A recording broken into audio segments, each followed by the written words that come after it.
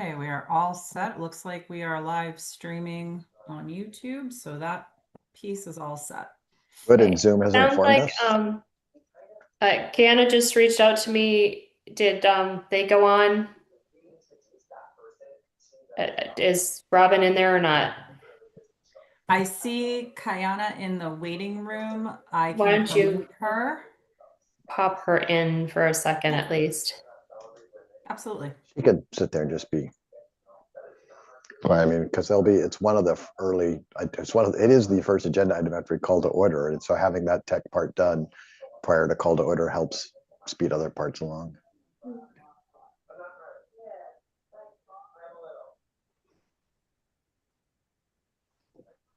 Hi everyone. I just wanted to ensure that it was working okay. Yep. Um, Yeah.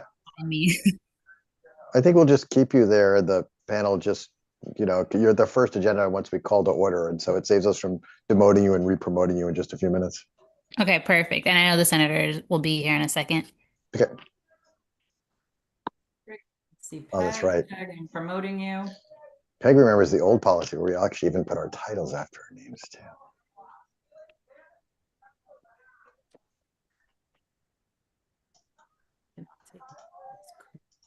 Oh, Maybe all over the place. There.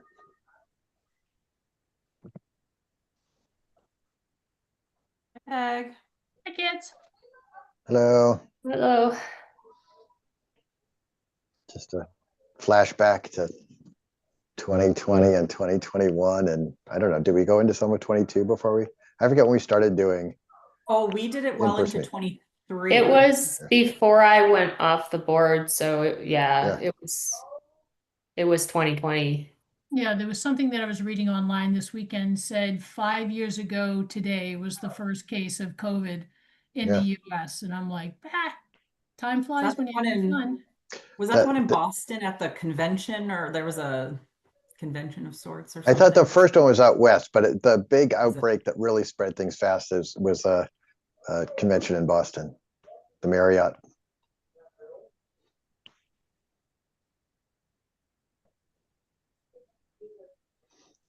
Right. Oh, we have to. I think we are all ready to. And Robin is in the audience. Robin is That's where we audience. can- I'm promoting Robin. Yep.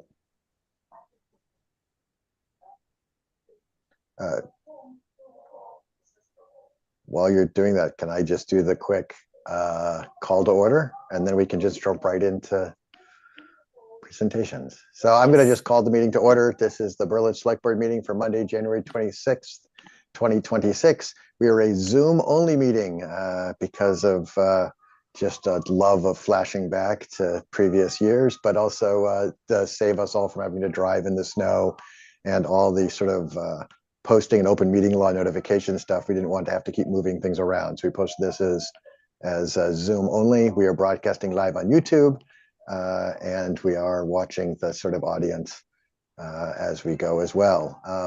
And our first order of business tonight is we're going to have some both presentations and a little bit of Q&A with our state senator and state representative. I think Representative Kilcoyne is in the audience now too and can be promoted.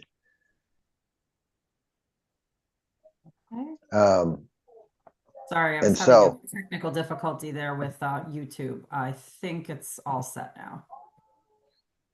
And then my brain's a little out there today, but we're going to start with the senator and let Robin Kennedy sort of do a quick thing, and then Representative Kilcoyne can do a quick thing, and then we can see where we go with some questions after that. Sounds great. Well, first of all, it is so great to be with you all again, although I'm disappointed we're not in person, but certainly grateful for putting safety first for everyone and giving the day for people not to be on the road so that the plow teams can do their job. But hopefully everybody is safe, warm, and shoveled out after our storm. But it's good to be here. I know that Kristen has sent us a list of some specific areas we want to touch on this evening. And so I'm not quite sure kind of how you want to go through those, but First, we'll just kind of give an overview, certainly the time of year we're in, and perfect timing for us to be joining you, and always good to be here with my colleague and friend in this work, Rep. Kilcoyne. Um, and as we head into the budget process, we expect to see the governor's budget on Wednesday, which launches the official budget process of this year. And then it'll head over to our friends in the House in April, and then the Senate will take a bite at the apple in May, leading into Memorial Day weekend. And then the House and the Senate will work together, collaborate to get consensus, and then send the budget back to the governor for her signature. I think I've had 2 years of being able to come to select boards with very positive news about where we're at financially. I think the good news, both myself and Rep. Kilcoyne are on the Ways and Means Committee. We had the consensus revenue hearing. I think the good news is that there's cautious optimism that revenues are steady, although as folks know that there is enormous unpredictability with everything that's happening, particularly at the federal level. And so there's going to be a great deal of small c conservatism in the budget this year, anticipating major significant cuts in federal funding, including healthcare funding. And so, and as always, we in Massachusetts want to protect our residents to the best of our ability. The good news, and I think where there's going to be continued opportunities for us to partner with Berlin, is the Fair Share Amendment continues to perform over projected numbers. So hopefully, again, this year we'll have the opportunity to do another supplemental budget bill for the fair share surplus. I'm not sure yet if on a specific timing, but we'll certainly be in touch with Kristen when that does happen, if that does happen, to be able to connect with you. I will note one of the areas that I've been diving into lately that is going to continue to be a focus of mine is around UGA funding, which is the unrestricted general government aid.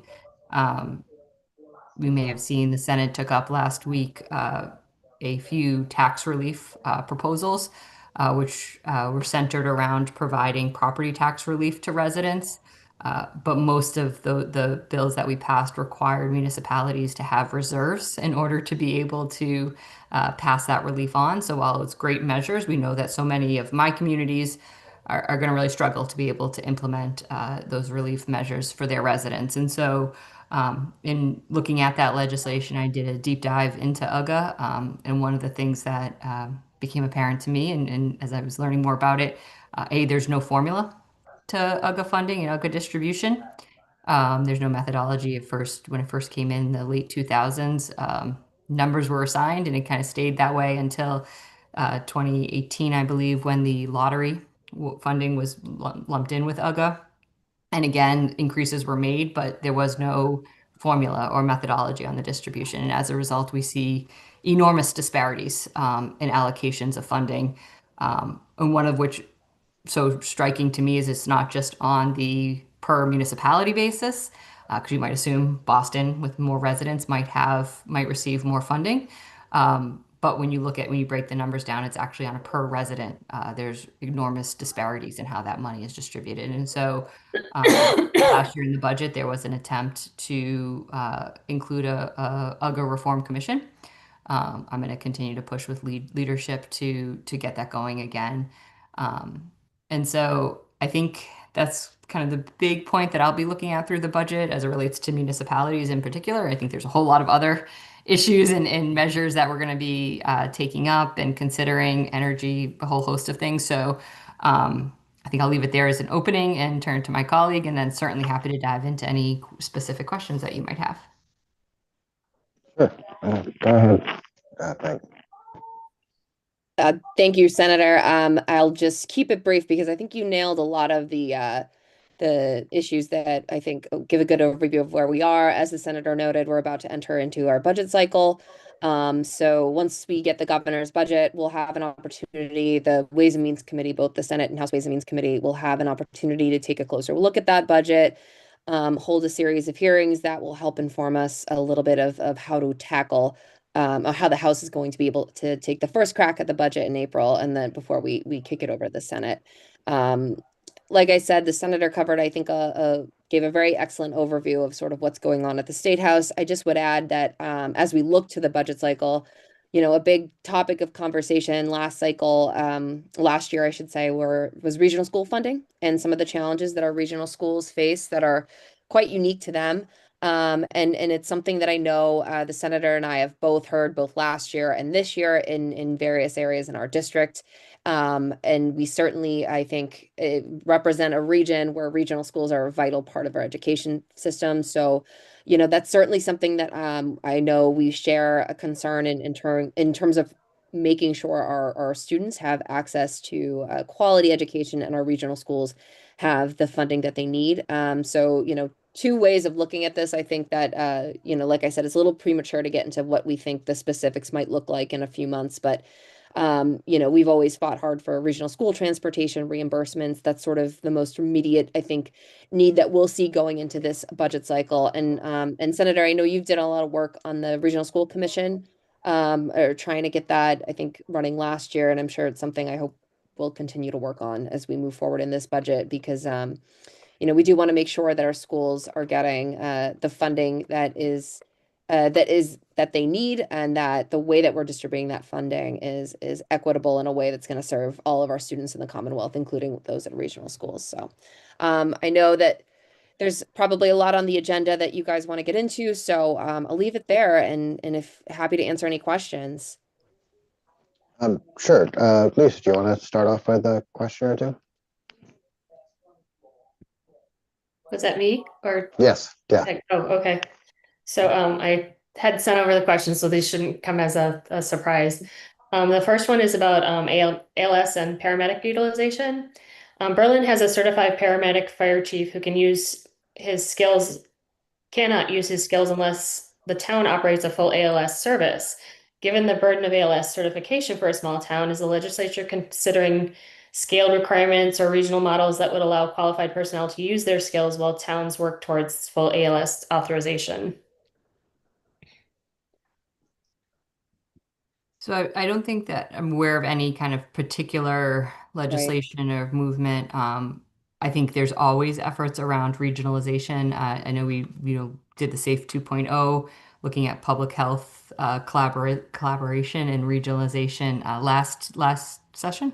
And certainly Meg, correct me if I'm wrong on the date of that, but certainly I think to your second point of where there's opportunities for mutual aid or regional collaboration, I think that is something that we're always looking to continue to support. But in terms of changing the standards or regs on it, there just hasn't been movement that I'm aware of to date. Right. I would just add to that too. One thing that's helpful for us is that, there's a lot of bills that are filed on Beacon Hill, somewhere in the ballpark of maybe 6,000 per legislative session.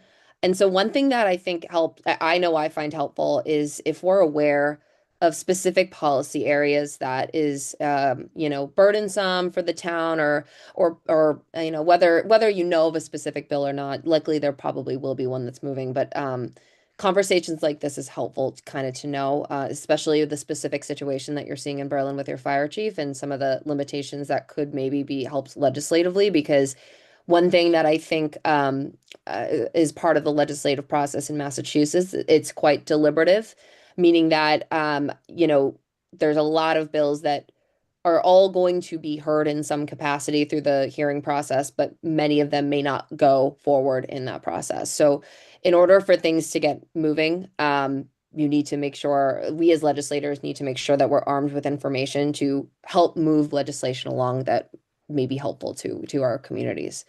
So, I mean, just specifically with this, knowing that there might be a way to help your fire chief better serve the community and help, alleviate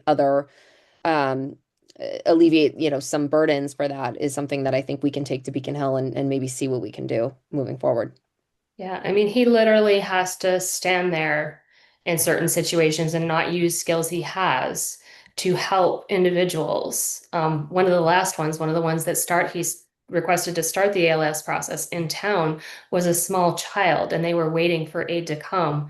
and it had to come from a nearby community, but it took time to get there. And in the meantime, this child was in distress and he had to sit there and watch. And we can certainly, I think, I don't know, I'd leave this actually to your discretion on how you might want us to move forward, because I believe the bill in question is still in committee. But if you are able to share anything, whether that's specific to that story, or, even if you want to send us like a letter of support or something, we can certainly get that to the committee, just to make sure that, they understand what the town of Berlin is seeing and how it could be helpful for them. We can certainly relay that in conversations we have with our colleagues. I always like having a paper trail too, if possible. Okay, I will talk to the chief too. I'm sure he has something queued up. Right. He's actually here in the audience hearing this, so I Oh, am excellent. sure you will be receiving something. That'd be great. Yes, please. Do you want to go back and forth, Peg, or do you want me to keep Yeah. going? Yeah, I mean, I've got a question, and awesome to see you, Senator Kennedy and Representative Kilcoyne. Economic development. I pick up the paper, I look online, and I see the both of you somewhere, whether it's Clinton, whether it's Hudson, whether it's Marlboro. As you know, Berlin has very little economic development, which impacts our folks' taxes. We try to be fair, but there's part of me that we penalize the businesses that are here and trying to support the people in town and trying to keep their taxes low. Is there anything that you could suggest or do to try and move that needle forward? I mean, honestly, Berlin's flat.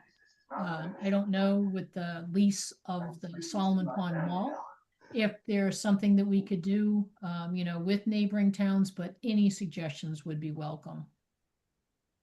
I mean, I would say I think that's a great question. I think economic development is certainly something we'd like to see all our communities, be able to succeed at. However, I do think that it's also important to respect what the town wants, since a lot of the direction and decision making of how you want that economic development to look is going to be decided at the local level. And once we understand or have a good understanding of where you want that to go, we can sometimes be helpful in sort of supplementing that or finding ways that the state can help out. And one thing I would say, and maybe we can, work on this in the coming months, in some of the other communities that the senator and I represent, we've tried to bring out Director Goby of Rural Affairs to have conversations, to see kind of what might be out there, or even sort of make sure that the administration is sort of hearing directly from the people in rural communities what can be the most helpful in terms of state support. So, I mean, there's certainly number of grant programs already out there that the town maybe can look into. We can certainly assist at that if on specific ones. But I mean, I think one thing that I always would encourage you to do is please make sure that, if there are conversations about economic development, if there's, a group of people or, a committee that's looking at it, if we can be included in those conversations and understand how do you want that to look, and how we can be most helpful. So, I mean, I guess for me, it's an open invitation to all of you to make sure, we can keep this conversation going and this discussion going. And because it's an ongoing thing. If it's one thing I've learned with economic development, it's certainly a marathon and not necessarily a sprint. And it's helpful when everybody's kind of rowing in the same direction. And so, we want to respect how you want that to look and make sure any aid that we can bring in, whether it's an earmark, whether it's connecting you with a state agency, is going to be used in the most effective way possible going forward. Yeah, I mean, it's nice that at our last town meeting, the town voted to finally overturn the bylaw against drive-throughs. Oh, wow. That's good. I know. Yeah. That's great that they did. Go Peg. Yeah, exactly. And So I I would mean, just add that's too, an opportunity. I mean, especially at Solomon Pond. I mean, Highland has some spots, but I think that there's more of an opportunity at Solomon Pond. And I know that it needs to go through additional steps, that it's just not, yay, we voted and we're done. But especially now, I know in speaking with the general manager over at Solomon Pond before it was sold, there were 2 developers that came up and walked away because of Berlin's ban on it. So, I don't know, but I just I want to try and bring some type of tax relief to the people in town so that it's not constantly doing this. And, you know, our lack of business is doing this Right. in town. No, and it's a tricky balance, a give and take. And I know like we want to be sure that, you know, if there's opportunities where we can assist with resources, it's going towards projects and going towards investments that are going to be useful and that the town approves of, and you know, that has gone through all that process. So Well, I think fundamentally part of it is that the whole thing relies on new growth. Mm. I mean, the whole setting, the tax rate relies on new growth. And when you have very little new growth, it hits hard. Okay. All right. Yeah. Well, if we hear anything, we'll drag you along willingly. We appreciate that. Yeah, no, please, we want to be part of the conversation. So Absolutely. And I think just as a note on a lot of our teams, and shout out to both of our staffs who did a phenomenal job of putting together some answers for us on some of the information, which we will share with you because, you know, there are some, as Rep. Kilcoyne mentioned, there are some specific grant opportunities that we'll make sure that you have after this to be able to look into, and certainly we can assist as needed going forward. Awesome. Thank you. I'm just going to combine the next two because they're both Chapter 70 stuff, and basically it's, you know, about 50% of our budget, a little bit more than 50% goes to the schools. And we don't know what is coming in from the state until that process is very far down the line, which makes it really difficult to budget. So I think the first one is, you know, how can, you know, is there anything that can be done to sort of help that process and help communities have an easier time budgeting and knowing what's coming for them? And then the other is just the Chapter 70 formula. We know that there are issues that have happened over time that, you know, hit particularly regional schools like ours. Where is that process? Is that going to be reformed? Yeah, I think you know, I'd say we have to get there. So we are due for the Formula Foundation Review Commission. It's supposed to happen every 10 years. It's time now. It's about the 10-year mark in 2025 to get it going. I know that there are efforts out of the Education Committee. There was a whole, you know, probably at least a dozen bills that were filed on addressing very specific parts of the formula that are causing impediments to different districts. So like, for example, around like the inflation factor, regional transportation, special ed transportation, minimum per pupil aid. And over the last few years, we've been able to increase in certain areas, but until we get our arms around what the entirety of the gap is, we're going to be playing whack-a-mole and increasingly pitting, you know, rural schools versus against regional schools or urban schools. And again, the Student Opportunity Act, which was intended to support urban schools like the city of Worcester, you know, even Worcester came up $15 million short in what, you know, that as a cut this year from Chapter 70. So even that isn't meeting expectations when you look at multilingual language learners and special ed students, et cetera. And so we've been really pushing to get that Foundation Review Commission going because it was 10 years ago that Foundation Review Commission created the Student Opportunity Act and got us to a better formula, but to the point being, and I think we hear it increasingly each year, it's still coming up short in so many ways. And so we were able to hit a historic high of 150 per pupil student for minimum aid students, but minimum aid schools. But we know that there's also, you know, huge gaps in education funding. And so I know in the Senate, because now we have, as folks may know, different new rules this year. And so bills run on parallel tracks in the House and the Senate, which is great because we're able to do more in our chambers and then trade off more bills as we can to the second year of session. And so no, speaking, the Senate basically bundled all of the bills that were related to education funding into a bill that hopefully sparks creating the commission.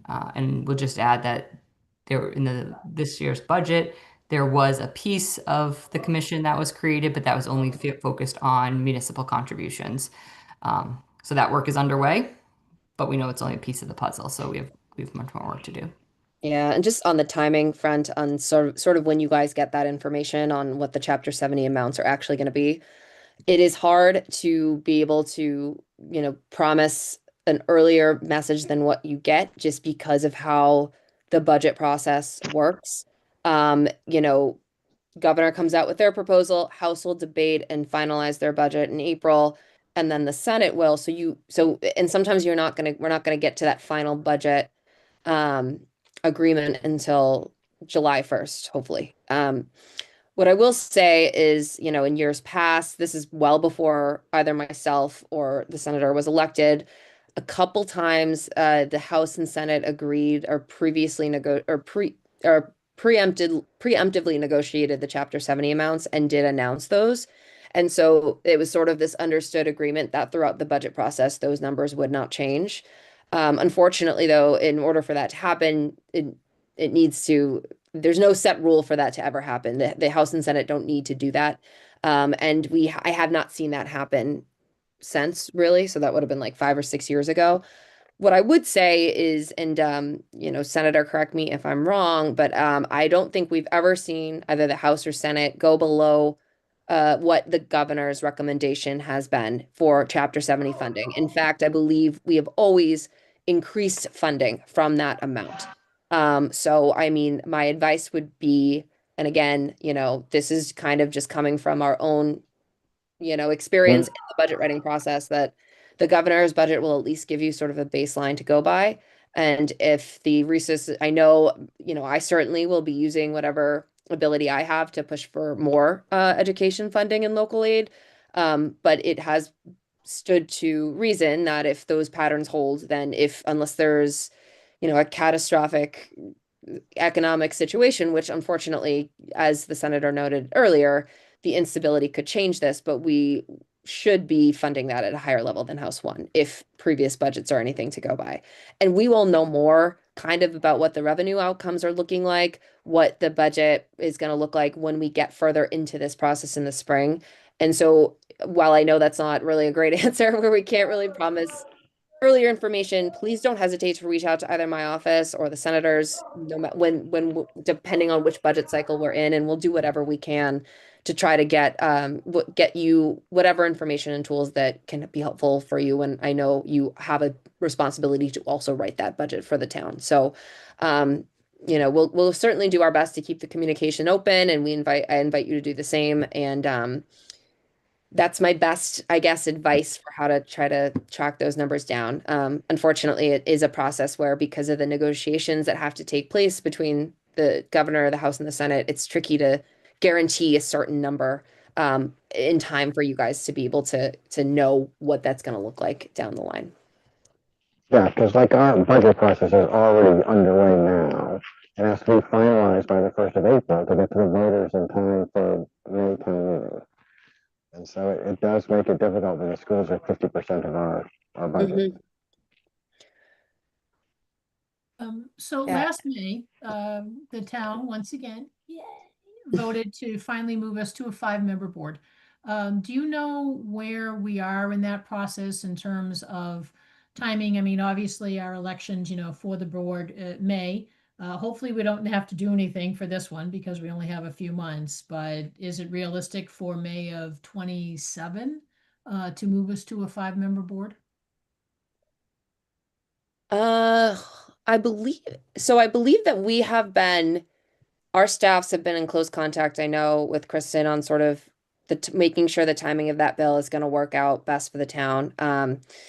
It's hard in that we can't always guarantee a bill is going to be done by an exact date. I think what we can do, though, and we've been trying to do this, is as the bill is moving through the process, if it looks like it's going to come out before that, like we want to make sure we're working with the town. So if there's any changes that are needed with the language to ensure that it's going to work for when the town's elections are, we're ready and willing to do that. So I believe it is moving through it's been moved out of committee.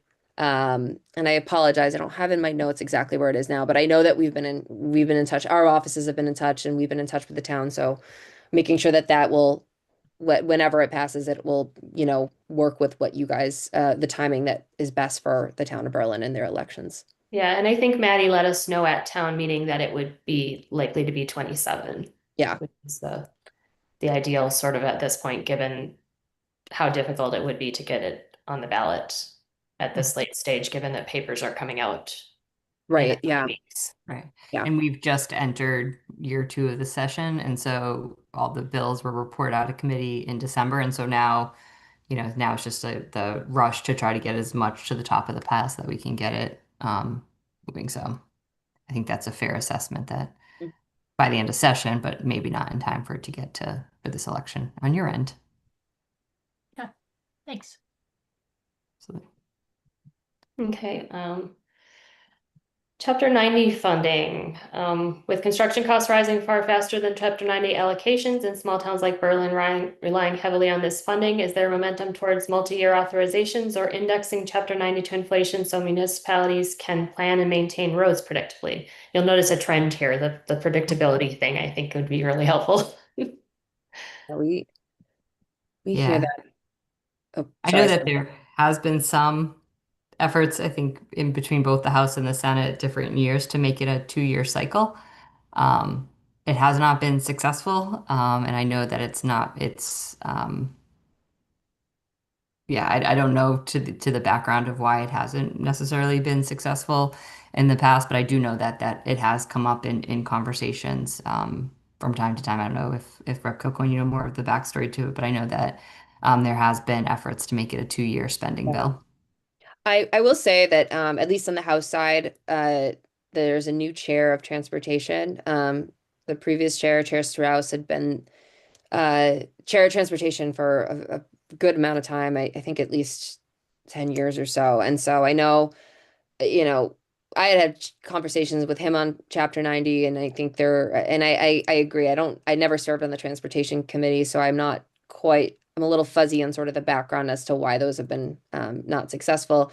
Um, but I would say we do have new leadership in the transportation committee, so I'd be curious to see if that might sort of change the appetite there. What I will say is, and some good news on the Chapter 90 front, is with the fair share funding, and where it has been so robust, there has been the legislature has had an opportunity to actually put more funding towards Chapter 90. So I think it was allocated at 300 million, and then another 80 million went into that fund thanks to the fair share funding that we were able to allocate. So I think, Chapter 90 is something that hasn't really been reformed in a long, long time. And so it's certainly something that is, I would like to see happen. And certainly would be something that would benefit most of the communities that I represent. I think it might, and I think I would also point out that in terms of the timing, I'm in the middle of my 3rd term now. But the pandemic, I think, did derail a few years ago a lot of these longer conversations about reform. Right before the pandemic started is when the Student Opportunity was passed, which was the Chapter 70 reform piece that the legislature did. So while I don't know sort of the specifics, it has been something I know I've talked to other colleagues about. It's always something that I think we're gonna hear more about as we're approaching that budget cycle and when some of the chapter money will be released. But something that I know I certainly will look into on my end. And I would just to emphasize a point that the rep made on the fair share, that's where we do have opportunities to work with municipalities. Most of it gets baked into the GAA or the general annual budget. But where we've seen now, again, that with it overperforming projections, we were able to do the funding for the Tohoto parking lot. There's opportunities where we can partner with the communities to identify where there are specific projects that are needed and hopefully bring back money in that space out of that funding as it relates to education and transportation to be particularly helpful to the municipality outside of the standard Chapter 90 allocations. So it's always something that unfortunately it often comes down to we don't know until a couple weeks before that there will likely be a supplement. So we're calling Kristen with urgency to say what do you have, what do you need. But as you have those list of projects and are sharing them with us, that then we can get them teed up. In terms of fire mandates and police department mandates, there seems to be quite a few where the costs are being pushed upon the town. what is the state doing to help supplement those costs so that, you know, we're not bearing the burden of something directed by the state who is pretty much hands off, you need to, you find the money to. Yeah. So I will say that, you know, I think one thing that would be helpful in dealing with that is if we could maybe have a longer conversation about what specifically those mandates are.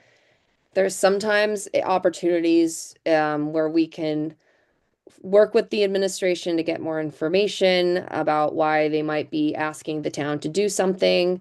Or at the very least, it helps educate us on what areas of the state law could be changed to maybe reduce some of those burdens on small communities.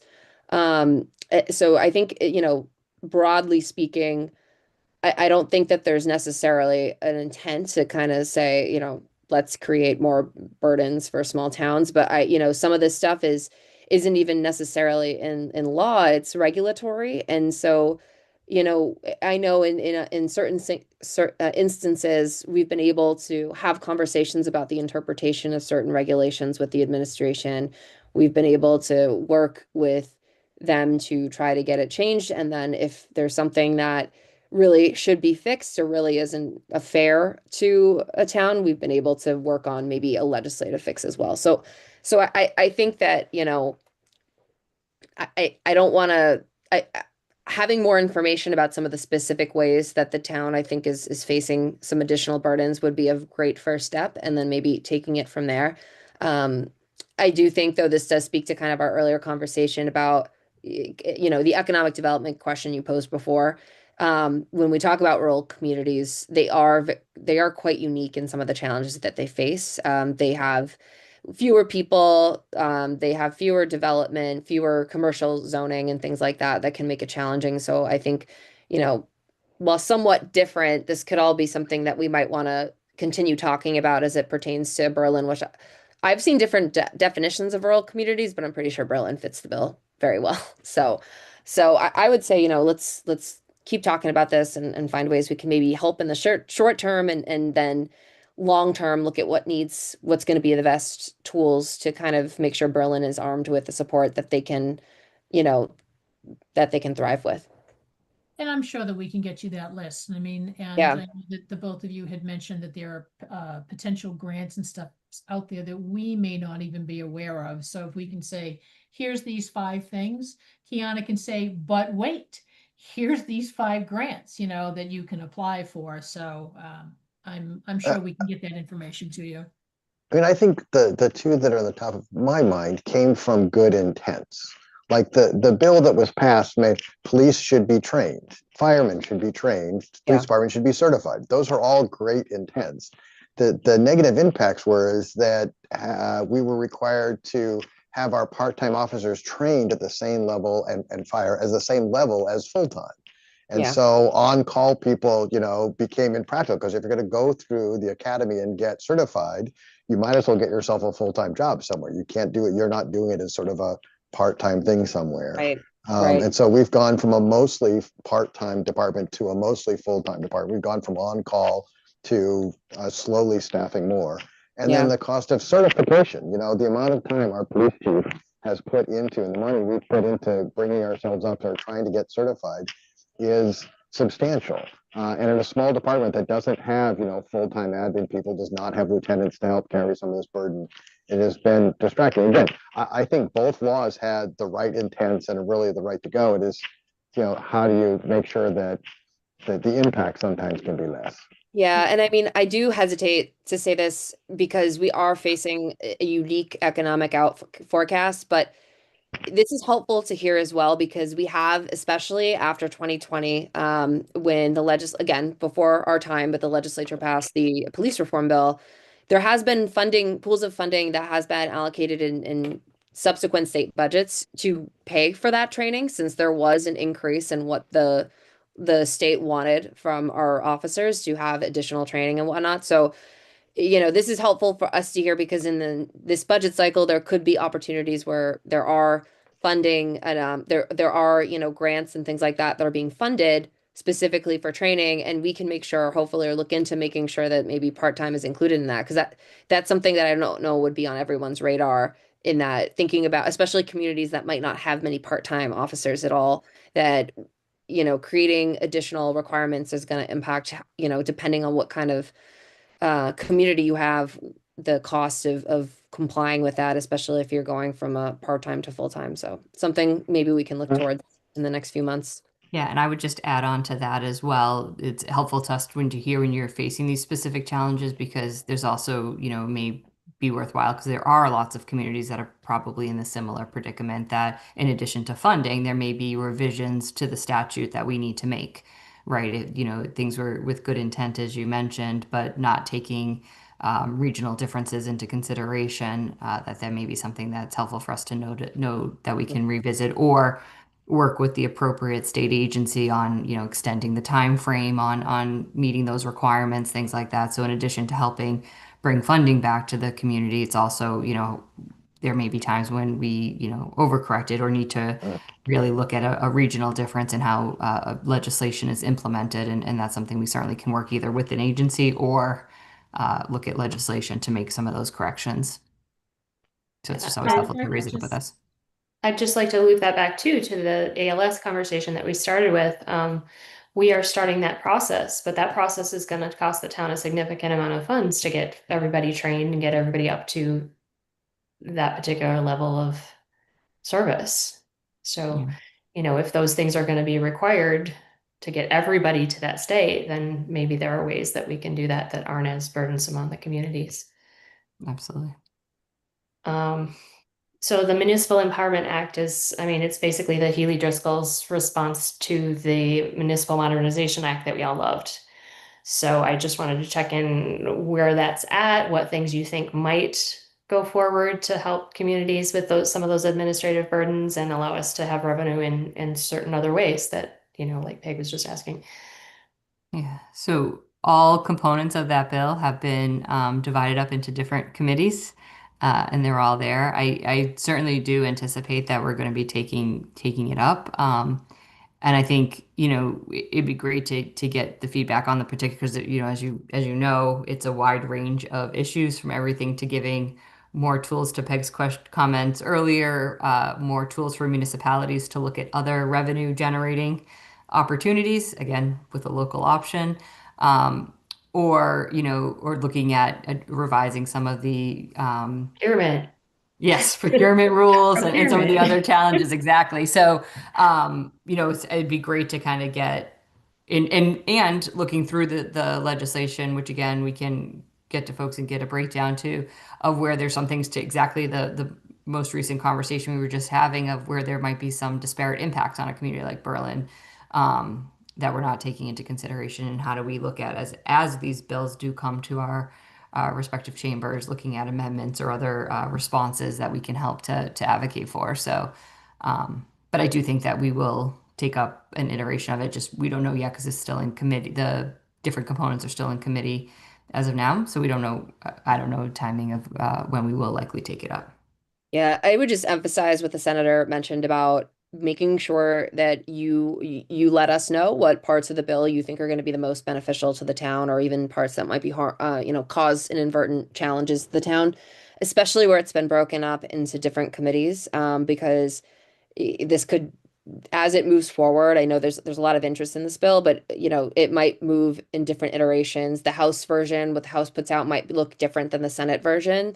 So any specifics that you can give us on what parts of the bill, and I know, Lisa, you mentioned the procurement areas of it, but really, like, as detailed as you want to go, we welcome all and any information and feedback, because that'll help us, stay focused on if the bill is going through different redrafts, or to the two versions look quite different, or if there's one, like a couple were referred to the Committee on Public Safety, or a couple sections, I should say, versus the Municipalities Committee. That will help arm us with information so we can be sure we're advocating for parts of the bill that are going to, make the biggest impact for the town. So we welcome, whatever information you want to give us, we certainly welcome it. Lisa, I think that might just tee up your next two, since they're both about sort of improving the efficiency of of town government. So the next one's on my list, or Yeah, yeah. okay. Yep. So basically, it's you know, it's the burden of some of these things, home rule petitions, for some really crazy things that really should come back to the communities. Is anybody looking at that? Is there any, you know, momentum to put some of those things back into the hands of the towns, rather than have to go through this huge process that requires legal, that requires all of these steps? Yeah, I don't think there's yet an effort around comprehensively kind of reform around home rule petitions. There are some specific efforts underway, legislation around underway, which, you know, one in for example is around liquor licenses, making that more of a municipal decision versus the home rule petition, because we know that that's a lot of what we get in home rule petitions, and is something, you know, I believe it's, you know, up to a town to determine how and where they want to distribute those licenses. There's also another bill that's pending. I know Berlin has already gone through this process, but there's a bill pending around gender neutral language, because we know many, if not most, of our 351 towns that have select boards have gone through home rule petitions to be able to change the language, so it's more gender neutral. And so now there's legislation around looking at election laws and statutes that make it that would make all of of our laws gender neutral. So there is some kind of looking at some particular pieces of what is typically, to your point, home rule petition. I'm not aware of, though, if there's any kind of effort as of yet to really reform or really revise. Yeah, because even 5-member board, Yeah. why do you care? Why do you care whether we Well, have we care very five? deeply because we work very closely with you, Yeah. but I don't know why our colleagues would care. Well, I think You're and right, I- there's hundreds of petitions that are filed each year that many of which get stuck just because there's just not enough time to get to them, which is not. Yeah, so It is- keep the important ones, and you know. Yeah. I think like the senator said, some of the more common areas there are efforts being made to sort of, you know, give a little bit of that control back to the towns, maybe liquor licenses, the gender neutral language and whatnot. But it is tricky in that, you know, the home rule process also can be very, like you can get some random ones too. So I don't know if there's ever going to be, I don't know of any effort right now to kind of get rid of it altogether. And it is complicated this is stuff that dates back to, you know, the Oh, yeah. Massachusetts I just Constitution. think the charter collectively, you could look process. at the ones you get 100 of that nobody Right. cares, and Right. Right. maybe say, hey, give that back to municipality. Yeah, my favorite one was the police chief, the fire chief, and letting him stay past 65, and that took, you know, almost past, like, he had to do some emergency stuff because he was going to hit that date before the bill got passed. And I'm trying to think, like, why would a representative in North Adams like care whether or not the town of Berlin keeps their fire chief for one more year? Like, you Yeah. know, And it's maybe there's also- a process to make sure it's done correctly, but like, does it really require a home rule petition? Yeah. I mean, And the luckily challenge the, is that it's not, they don't care, right? And Right. that's why there And is no that's why they urgency, and there's get hundreds stuck, of these pending. And so it's unlike legislation where you have a collective of legislators that are advocating or fighting for something. Right. Home rule petitions, you have two. And so it's definitely burdensome. Yeah, and then I think Scott also wanted to read just the outdated statutory mandates, and that same thing. We're still appointing a measure of wood and bark. I mean, Do you that feels know like what an that important is? position. No, I appreciate that. And I similarly, and this seems to me to be a fascinating project because I don't know of any efforts. I know that different administrations have done similar efforts around regulations and looking at outdated, you know, regulations and particularly those that are outdated and also prohibitive. But looking at statutory mandates, because that would require legislative change. I'm not aware, and we couldn't really track down any efforts to kind of look systematically at where there might be. Might be an interesting a project to you know, bring some fellows in to even just look at a municipality like Berlin and say kind of what are you beholden to that is not Right. Yeah, necessarily I mean, there's stuff we send modern. back every year that we put 0 on every single year because it just does not apply, but it has to be filed. And you know, every single one of those is just that one step more on the administrative side that our office is already so overloaded. For the measure of wood and bark, I honestly didn't know until you told us that you had to make that appointment in the town. Yep. Who is like just so for my education, like which agency requires you to appoint that position? Kristen, do you remember who it is? I know what it is. It's basically the person who says a cord of wood looks like a cord of wood, or is a cord of wood. Yeah. Wow, Uh, that's so interesting. And Matt, Well, if you we look into started it, this something at the like you have- beginning, just to sort of see if there were things we didn't have to do anymore, and this one came back as one we absolutely have to do. So it's a statute of some sort. Don't we have the walker of fences too, that like helps? The the fence dog viewers, walker? yeah, the for viewers. fence It's a- disputes, Yeah, we Well, have that to, seems like an we have to important one appoint for two neighbor people to relations. moderate fence disputes. That's in our bylaw, I think. Was that a I can bylaw? pull- Yeah, some of those were our bylaws. Yeah, I don't think Okay. measure of wood and bark was, though. I'm pretty sure No, I that's don't think so. statute.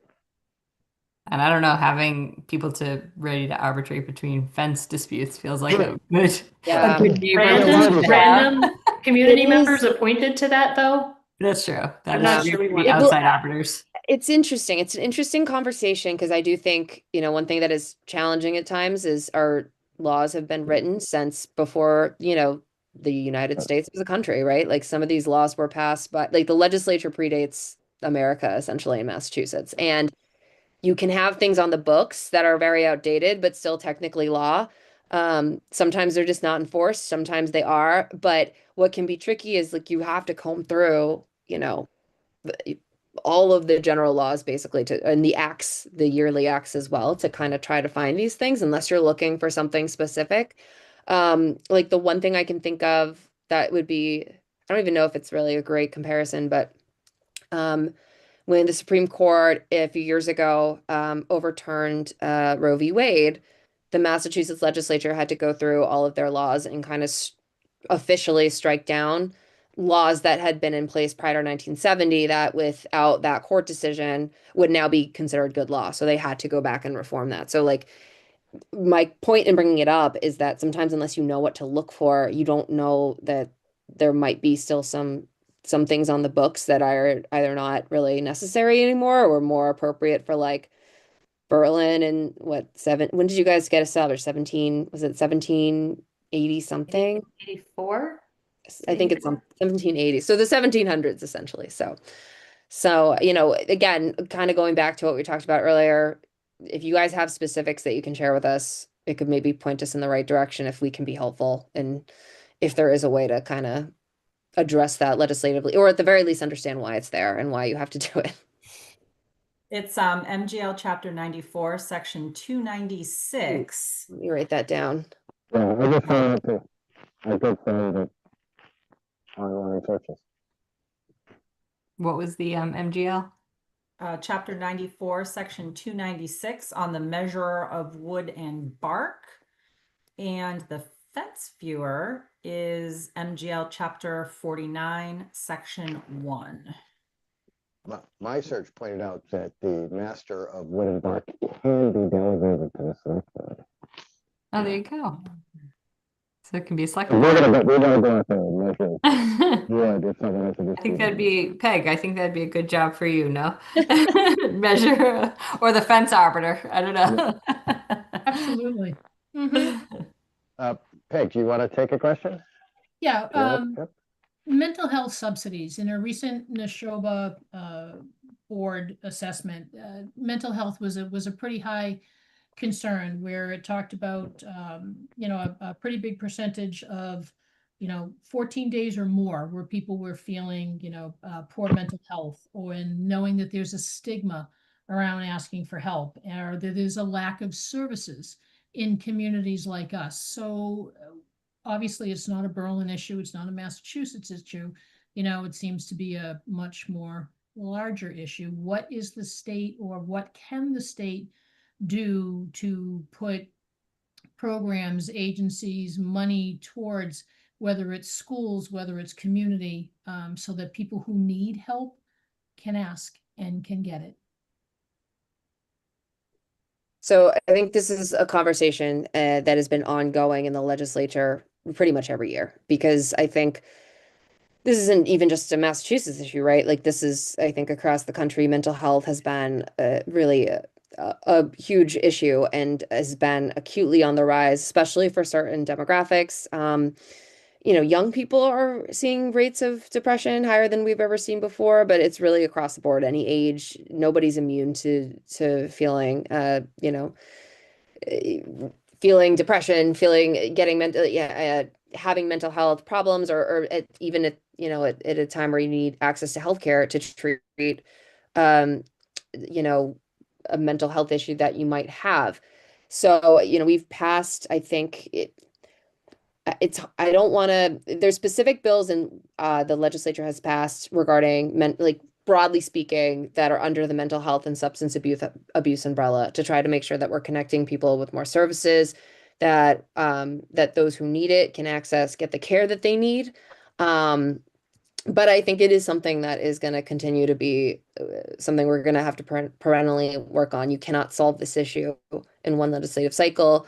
And you cannot solve this issue without working with local partners, with school officials, with really anybody that touches the population who might need it. And I think, again, there's a multitude of grants that I think are trying to provide support for this.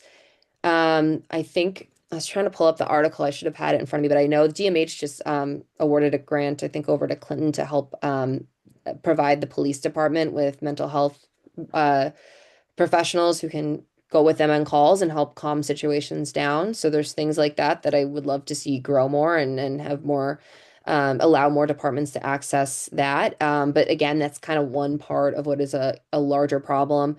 We also every single year see this challenge of trying to make sure that we're providing resources to fund things like we never have enough beds for people that need acute care.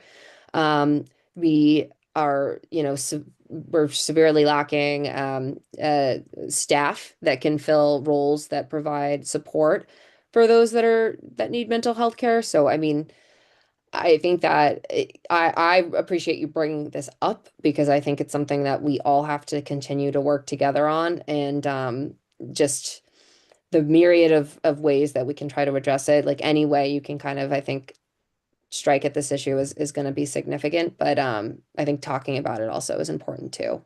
So. Yeah, and I would just add, I know that when you mentioned schools, many school districts used ESSER funding, which was the additional funding that came in through the pandemic to put in school counselors, additional school counselors, and unfortunately with last fiscal year was the end of the ESSER funding. So it'd be helpful to know if the Berlin-Boylston School District, as we look at pushing for Chapter 70 reform and looking at where there might be some gaps that, were either longstanding gaps or newly emerging gaps, including there was a lot of innovative efforts that came out of that federal ESSER funding that's now gone. And I know many school districts weren't able to bake that into their annual operating budgets without it. So it'd be helpful to know if there are kind of specific pilots or programs that you had implemented or that you have that you might look to expand. I think the reality, this budget year in particular, and probably for the next couple of years because of what's happening at the federal level, is going to be less, not more opportunities. I think that's a really stark reality we're up against, particularly in the healthcare, sector. Mass health is facing enormous pressure. So individuals that rely on that for, any type of physical care, mental, health care, we're going to be balancing a lot trying to, fill some of that gap. To that point, I'd make a comment, I think we're getting a lot of questions and comments about, when are we going to tap into our historically high stabilization fund, which is something that, is something we're balancing and talking about often, but going to our previous conversation about economic development, we're able to do so much bonding that we do in a multitude of fronts, including housing, including economic development, because of the high stabilization fund that we have. And so that's a balance that we have. It's great that we have it. And of course it is raining and we expect the floods to come, but we also know that municipalities in particular need to continue to build And we need to be able to continue to support municipalities in doing that. So I just say that as, we talk about money getting tighter. We know we have this $8 billion fund, but there's real repercussions every time or when we do tap into it. But I think, certainly figuring out where there are some opportunities that we can target as it relates to specific areas like schools. The other thing I'm always acutely aware of, while there's, greater number of programs and services in the Worcester area or in other larger municipalities, most of them by design and by their funding are intended to serve on a regional basis.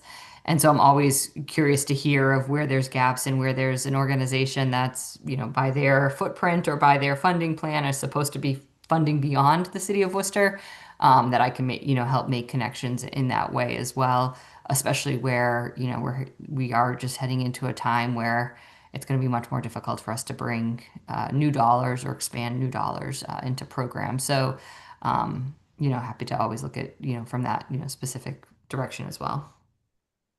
Appreciate it. Yeah, Lisa, back to you. All right, last one. I just want to start with your offices were really helpful with this process. So thank you for your assistance, but it took forever for us to get the South Street Bridge engineering approved. And this actually, I don't know if you know where that bridge is, but it's one way to get to the elementary school. So you have to go all the way around to get to the elementary school right now. Mhm. So the fact that it took this long to get the engineering sort of sorted out has been really difficult on the town. And there were some grant issues and stuff too, but by the time everything got sorted, the cost had also escalated. So we had to go back to the table to get another grant so it was a series of issues caused by delays. I think it's something that we certainly, because I know that, while we were able to be helpful, and yes, we again shout out to our staffs that are doing the work on our behalf in so many ways, and are incredible in both our offices. But to me, it's, it is a part of our jobs, but the idea that we have to chase down state agencies should not be a part of effective government. I do think this is something that, because you're not alone. I know we had a similar issue with the bridge in Northborough, and there should be a better process to this. And so as we do look to take up the Municipal Empowerment Act, this is something that maybe we can look at through that process, as, through amendment, if there's something I can do a little bit of a deeper dive around. I don't know. I can't think off the top of my head of anything within that right now of what the governor filed that really kind of speaks to any improving that the approval process. Certainly around the procurement and other spaces, but so it's something that we can definitely look at as that. I would throw regional school agreements on that list too, because we're also kind of going around on that one also. I would also add to the senator's point, neither of us like seeing delays that are really critical. I mean, I know exactly which bridge you're talking about, and it's a major thoroughway, and it creates traffic in other parts of the town.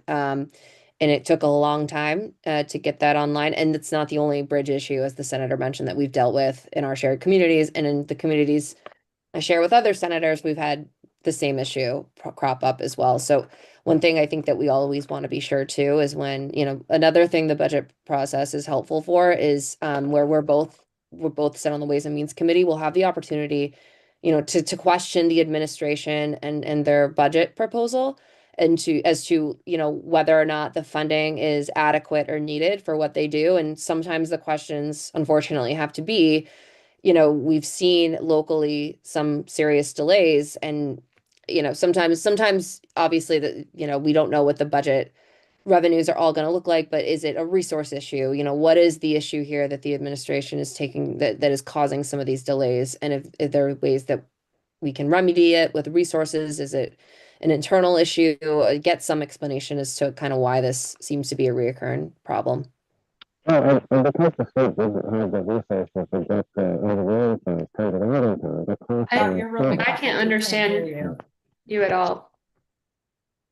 Sorry, I don't know which one of these is my microphone. Is Oh, that better? That one's Yeah. been much better. Okay, then I'll put this one closer to me. that because the state didn't have the resources for the engineering plans, the cost doubled. And so had the state put some money, more money into having the staff to do the engineering plans, they would not have needed as much money in the grant funding, and potentially more bridges could have been done. Yeah, no, absolutely. It's, yeah. And again, that's kind of why we try to ask those questions too, because, you know, when you fund the administration and these agencies, you know, the intent is that they will be able to like do the job they need to do with the funding, and how the budget, you know, the budget is a passed law. So, you know, these are things that they legally are obligated to do. And so, you know, we need to know, you know, what's going on over there, basically. So. And then my Peg, do you last have- question, yeah, last one. Cybersecurity, you know, you pick up the paper, look on the interweb, you know, this company's being hacked, this data was hacked, this country is threatening something, you know, take down our power grid, you know, poison our water, whatever it is. What is the state doing on that level for emergency preparedness? And then what is it helping to push down to the municipalities so that we know we're okay if all of a sudden we get a ransom note that says, we have all your data, you want it back? $100 bazillion, please. So I do think there's some resources out there for municipalities to at least kind of get a bare minimum recommendation for what they should have in place for cyber preparedness and security. And we can certainly, you know, connect you with those. I think one is under the Mass Tech Collaborative. They have some recommendations for small towns. On a broader level, I think all of us know that this has been this is a rapidly increasing threat to many small towns and organizations. You know, there's been a couple of small hospitals that have dealt with cyber attacks that put them offline, and it can have serious repercussions on just they can be incredibly dangerous, right? Like this isn't just about them stealing your money. They can shut down an entire hospital. They can shut down a whole town, and places that provide services to to residents.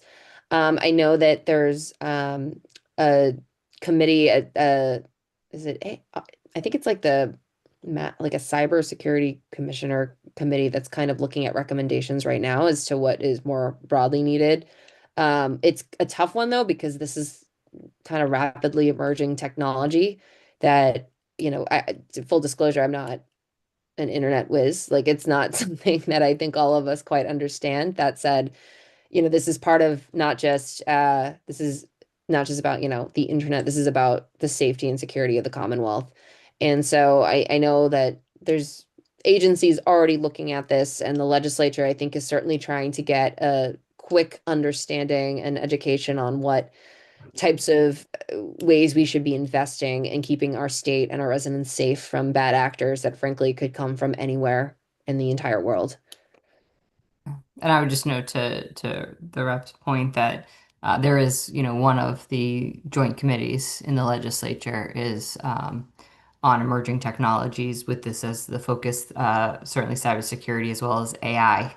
That's the other, you know, major frontier we're up against, and looking at government, which is not known to be ahead of the curve on new technologies, to be at least, you know, how we're keeping up, and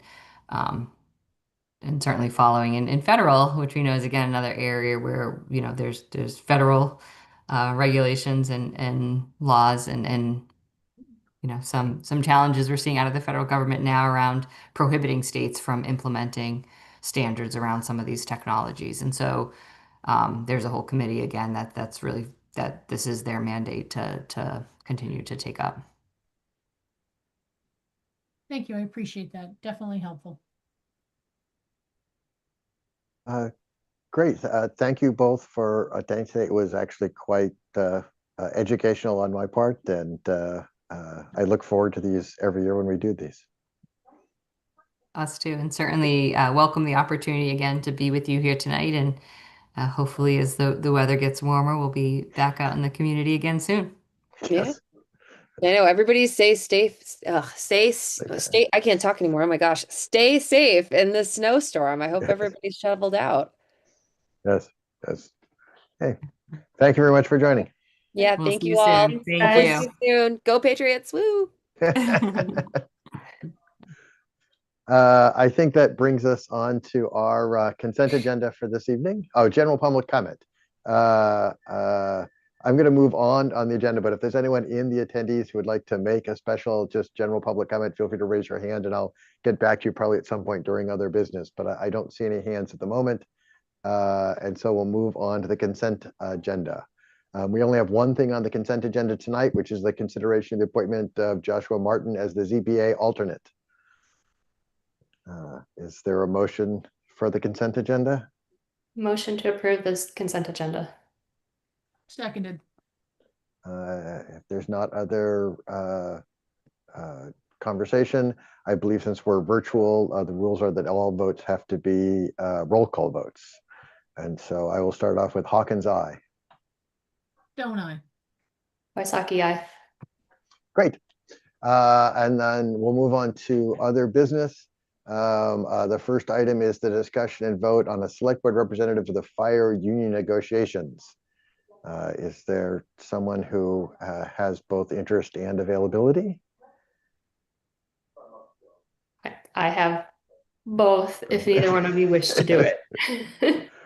I have some interest. I don't know how much my availability sets me up. So You are welcome to do it. I'm on highway if you want to do it, but if you need me to do it, I will do it. I think actually doing two gives you the ability to sort of understand what's going on in both environments and help us with the sort of some similarities between them. Because I guess the more varied the rules we have, the harder it is for us to sort of keep things going and keep things simple. I would make a motion then we appoint Lisa as a select board representative to the fire union negotiations. Wholeheartedly seconded. Not it. Then we'll take a vote. Hawkins, aye. Stone Eye. Waisaki, aye. Thank you, Lisa. Yeah. Appreciate it. You're Thank you very welcome. much, actually. Two that the next two I'm really looking forward to, but I think Lisa, you're looking forward to these way more than I am even. Discussion and vote on the surplus old Lincoln Street property. I think Kristen, if you want to just give us the quick little summary on it so we can do the vote. Sure. So we are in the Housing Trust is in the process of preparing the RFP. The most recent draft that incorporates some feedback from town council is included in your packet this evening. I have also sent this draft over to town council just for legal review to make sure we're on sound footing.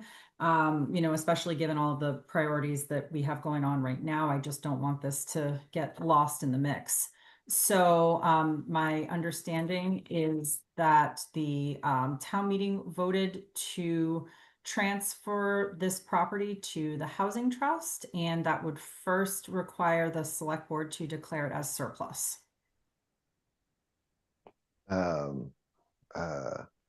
would, if I'm allowed as chair, I'd like to make the motion to declare that property as surplus.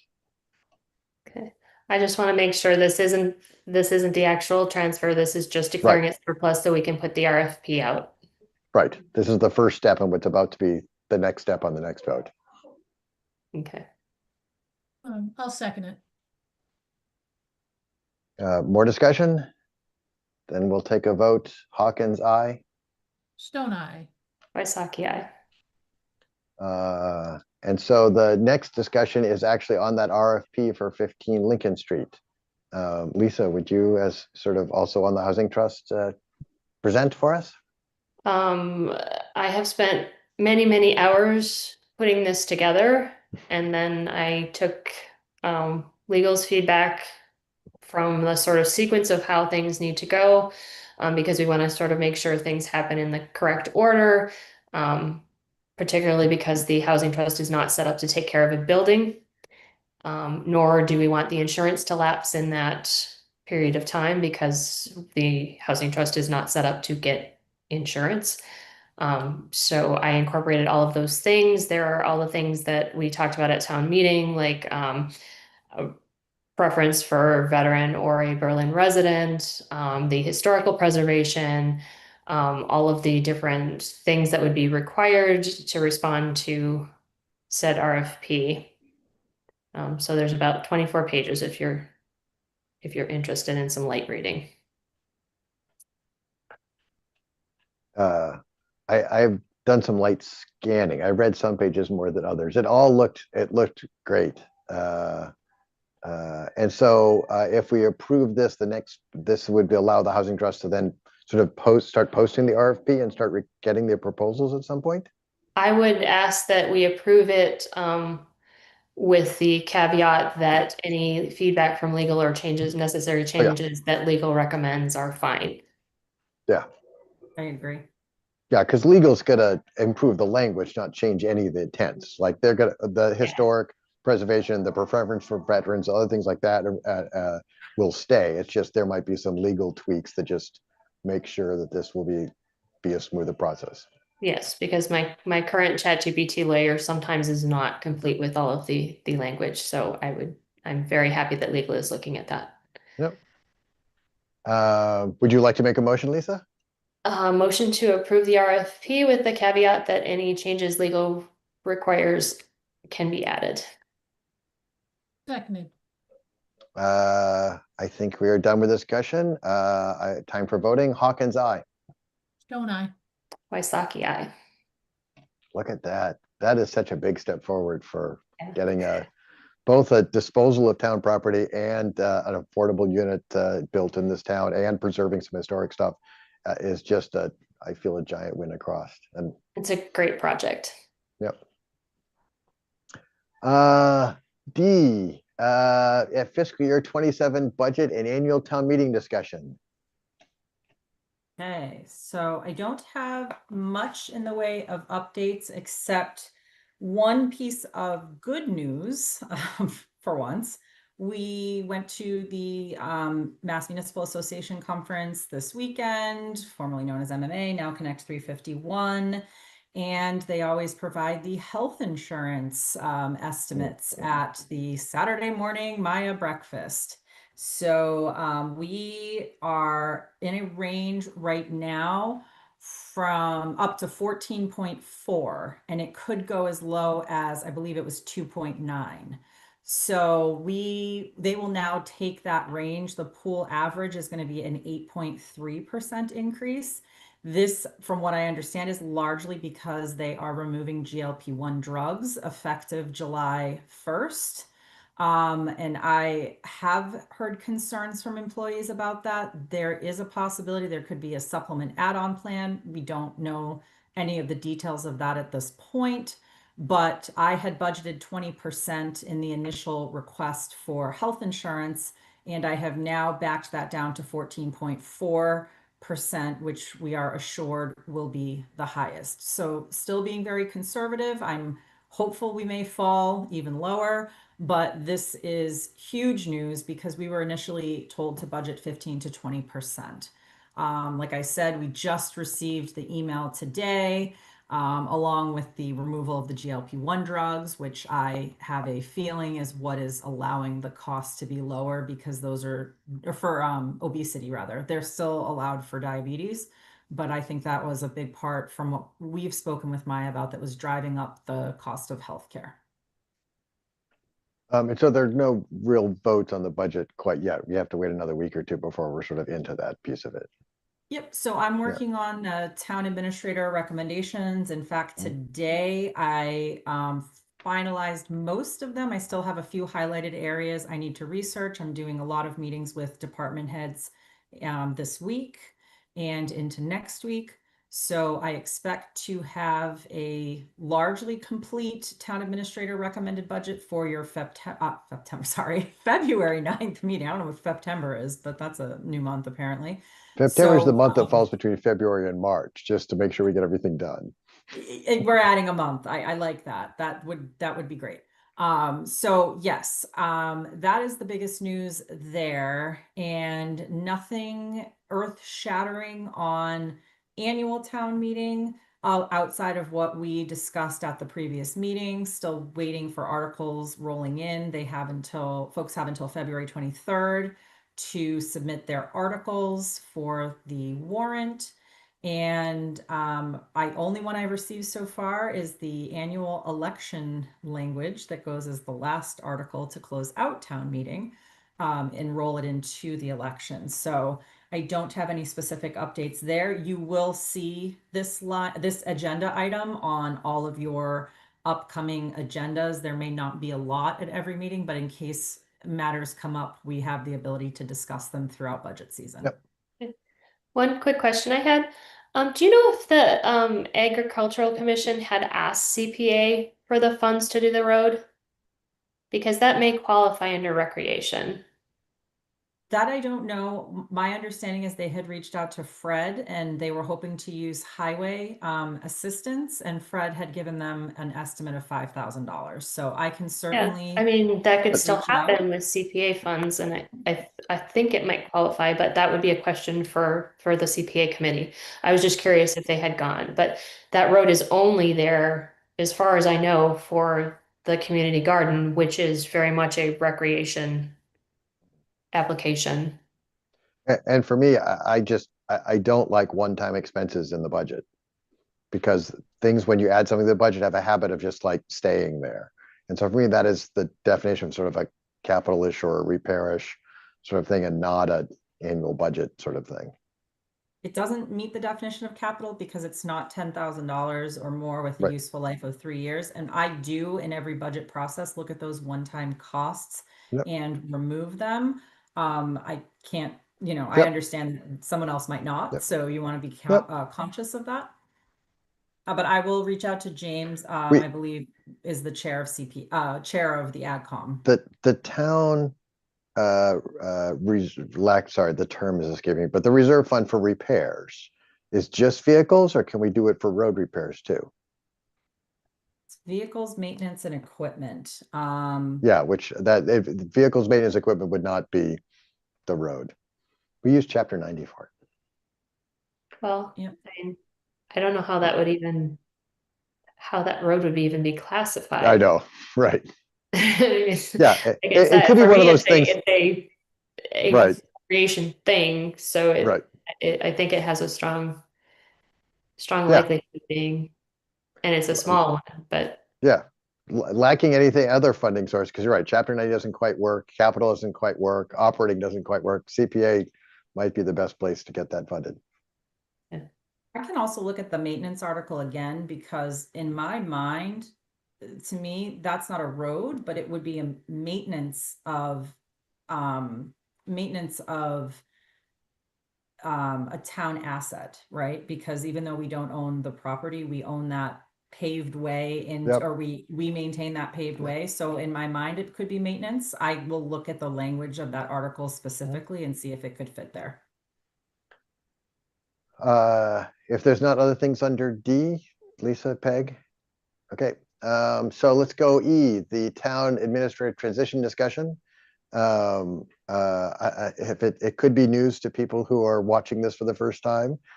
Congratulations to Christians, and sad for the town of Berlin, but Kristen has been hired as the new town administrator for the town of Upton. You have formally put in your notice, and so this will be our first sort of real conversation about both what the transition plan looks like, your last days. There could be a couple of votes in here as well related to that. I don't know, Kristen, where would you like to start? I think the easiest place to start would be with my last day. Mhm. I did send an email to the board, and I put that email in the file. My contract does require 60 days.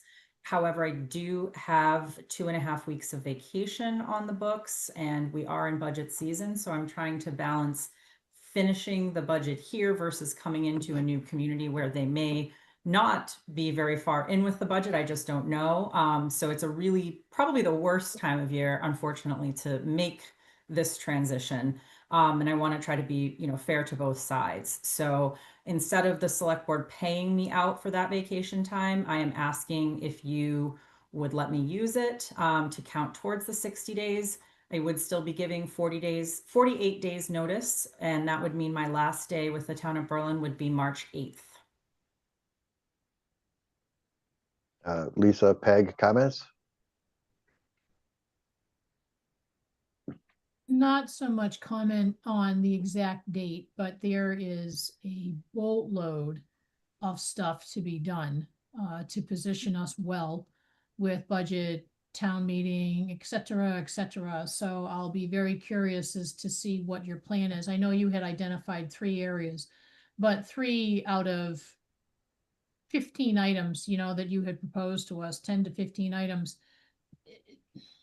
to me, kind of like leaves me lacking for what's going to happen and what's going to be done. And unfortunately, what's just going to end up in a pile that we're going to have to tackle.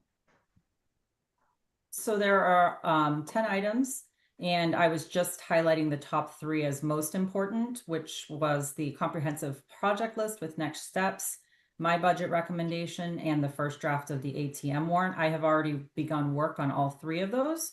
My goal is to take the remaining 7 items, and actually it's 11 because Complete Streets needs to be on there. So my goal is to take those remaining 8 items as far as I can go with them and leave very detailed instructions for the next person. So I've given it a lot of thought. Kristen, so you're not planning to take any vacation time prior to March 8th, correct? Because then that would shift the date. Nope, I do have 3 days to take already planned a February vacation off, so that's including those 3 days. Okay. I am, sorry, personally fine with the date, because I think the bigger part is the transition plan. Because obviously by March 8th, we'll not have a new TA in place. There's not even enough time to hire, even if we started today. But I know you've given some thought to that as well, and we'll work on that, I think, sort of next. Lisa? No, I mean, I guess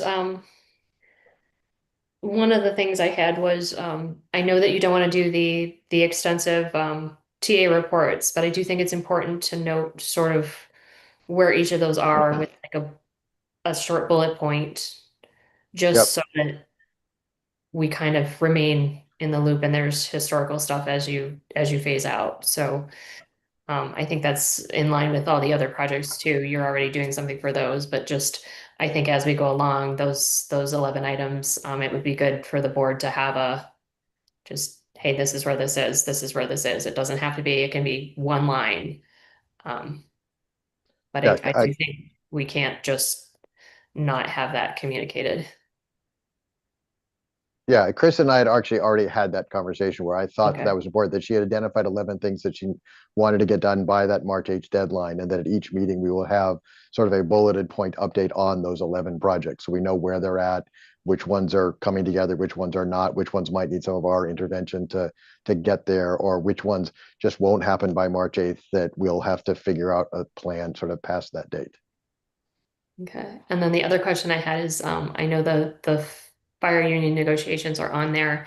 Are you concerned at all about sort of starting those and having those be in progress as you go out and not having like somebody here for the whole thing, or where are you at with that?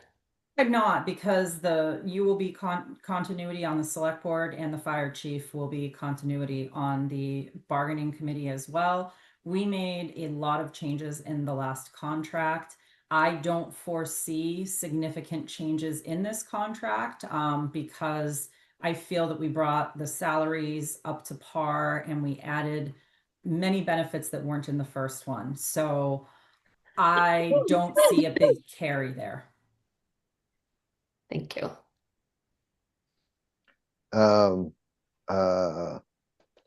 I know there's other points, but could we do, I'll make the motion that we approve a March 8th last date with paying out a vacation at that point.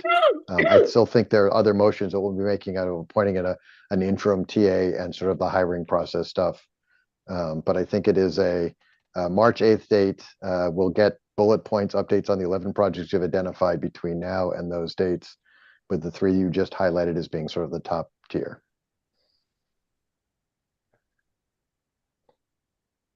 Okay, so you made the motion. Yep. Second. More discussion? Peg, you look like you're thinking. Uh, Okay. I'm always thinking, I have. I You should figured as well. I know just want to make sure I better. wasn't cutting you off. No, I'm all good. So for this first, and again, I think there's other motions we might make before this agenda item is done. And so Hawkins, aye. Stone eye. Waisaki, aye. Um, I think then as an interim, then your thoughts or plans of sort of an interim TA, extra staffing that might be needed, just because even if we take an existing person and make them an interim, they still have a full-time other job to do, and how we make sure that some things continue moving forward. Christian, you want to present your thoughts on that? Sure. So if it's going to be somebody internal, which I recommend, there needs to be additional staffing added on. There wasn't the last time, and I think that was unfair to the employee who was put in that position of holding two very significant positions. We have a number of major projects going on right now, largely the radio upgrade that is really taking off in the phase 3, as well as the upstairs reno. We've got a state earmark we have to use up there by 6/30, 26. And there's also a number of safety issues that drive the urgency of the radio project. So I do have those projects on the list.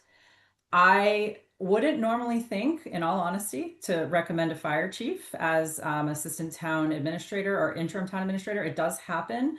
I can't speak highly enough about Chief McQuillan and his outside of the box thinking and leadership and efforts to go above and beyond to manage these types of large scale projects.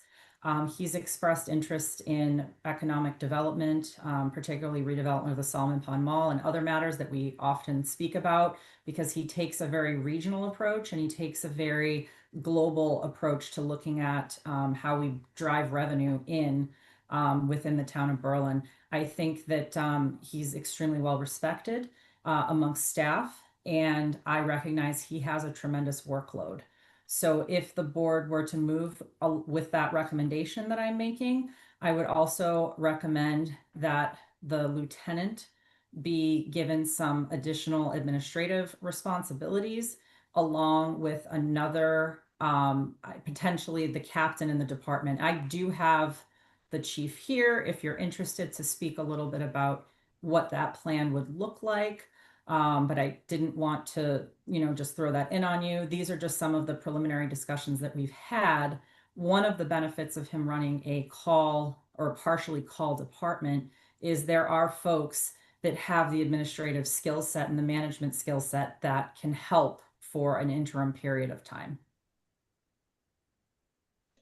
Do you have a sense of about how long we expect this interim period of time to be? They're typically anywhere from 4 to 6 months. It all depends on how fast you want to move. The other recommendation I have is you've used MRI for the past 2 searches, and I not speaking to me specifically, but I think that's worked well for the town. I have deep respect for their professionalism in the field. And I also know if you wanted to look outside for an interim and you were to bring on MRI for the search, they would be able to be helpful with an interim as well, or helping you get names for an interim that's outside. And I would certainly, I ran that by them just to ask the question and see, because I don't want to leave anyone in a lurch, and I don't want it to seem like I set any of these plans in place or in motion. They were just conversations that were had with the clear understanding that this is a decision that the select board needs to make, that I would make a recommendation, and then I now will bow out and leave it in the hands of the select board. And right, because we've even gotten an email or two from people who said, hey, it's a small community. I hear your TA is leaving. I am in the business of being interims. I could be your interim potentially. Peg and Lisa, your thoughts? I'll let Lisa go first. Oh, no. All right, okay, I'll go.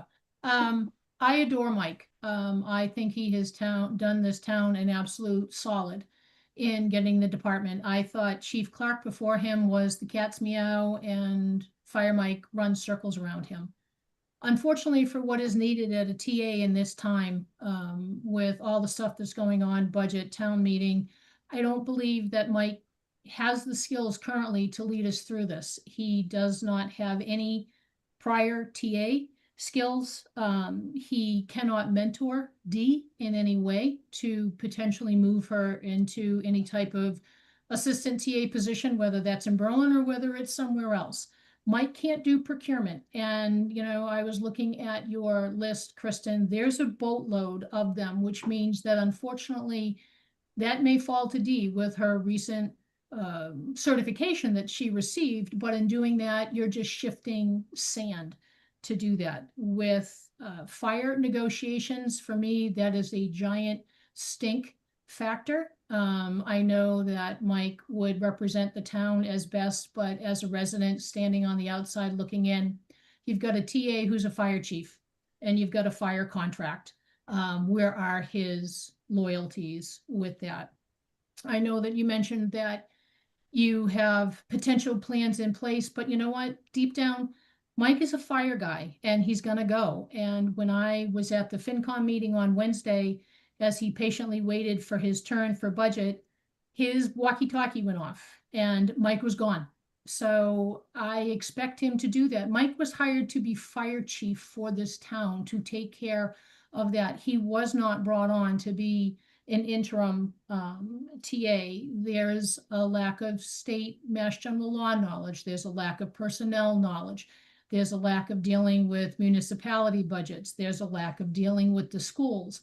So please don't take this disparaging at all, Mike. You know that I would do absolute anything for you. But I just don't think right now we are in a position to give Mike that. If this was end of May, I would be all for it. Absolutely.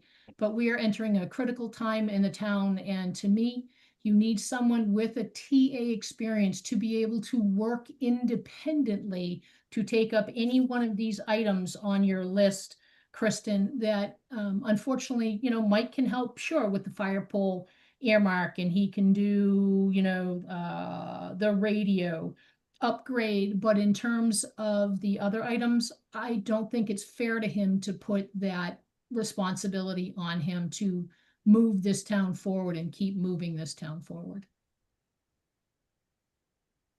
So if I could just add one thing to that, I would say it is often common for a police chief to serve as interim town administrator. And the budget and the warrant will be almost in final form. And that's great. But to me, there is far more things that need to be done in this town between those two items. And whether it's Fire Mike, whether it was Eric, whether it was insert anybody else, to me, my opinion, my humble opinion, I think you need somebody from the outside to be able to come in and look at what's going on, good, bad, and ugly, and be able to say, yes, no, it can wait. We need to do it now. This is what I need to do. This is your job. Step up, get it done. I'm having severe angst putting a person in a position where there is little to no background, skill, knowledge, qualification, schooling, when it's January and we have a giant wave of crap coming at us over the next 4 months. I don't think that's fair to him. Would he do an awesome job? Absolutely. But at this point in time, no, I cannot support the recommendation for Mike as interim TA. Lisa. I think, you know, when I had a conversation with him, I said to him that if I could clone him, then I think that would be great, because I think he's amazing. I think he would do an amazing job. I am really concerned that we are already spread really thin, and you're taking someone who has a really hard job already, and then you're going to throw him into another really hard job. And as much as I think he would try to step away, his heart is with the fire, as it should be, because that's what we hired him for. And we are. I mean, it's the office is so overloaded that I really would like to have the support of an experienced person to come in and help out and take a look at that. Scott? Um, I don't have a strong opinion. I think in some respects, 4 to 6 months goes by relatively fast. I'm more focused on making sure we do something right for the longer term. I think even if we did Mike as an interim TA, I'd be more interested, instead of elevating someone in the fire department up, potentially finding a attempt to work in the select board office to help, D takes on some more responsibilities and sort of backfill D a little bit more on some more administrative stuff, the door answering, the people coming in, the responding to sort of the email things that are definitely sort of take some time and energy. Some of it is I don't know how to judge like the caliber of available interim TAs and how quickly they could get here. I know that we got the email from someone who said they'd be willing to do it, but I've not looked at that person's background or experience levels, or even whether or not they're a real person. I assume they are, but AI is weird these days. I would have to say, as far as that, D has a couple of recommendations already for external. I believe MRI also has a recommendation potentially for an external. So I'm not too concerned with getting someone in. I would have to say I also do agree. I think D is going to get a lot of things coming her way, no matter which way we were to go. So I would definitely like to continue the conversation of how we support her through that. And if it were up to me, I would give her a bump in both her title and her pay because of the amount of work that she's going to end up doing here. Yeah, I mean, Kristen, if you look at your project list that you gave us, there's probably 8, 9 procurements that you had that were scheduled to be done within 60 days or so. There's no way that Mike can do them.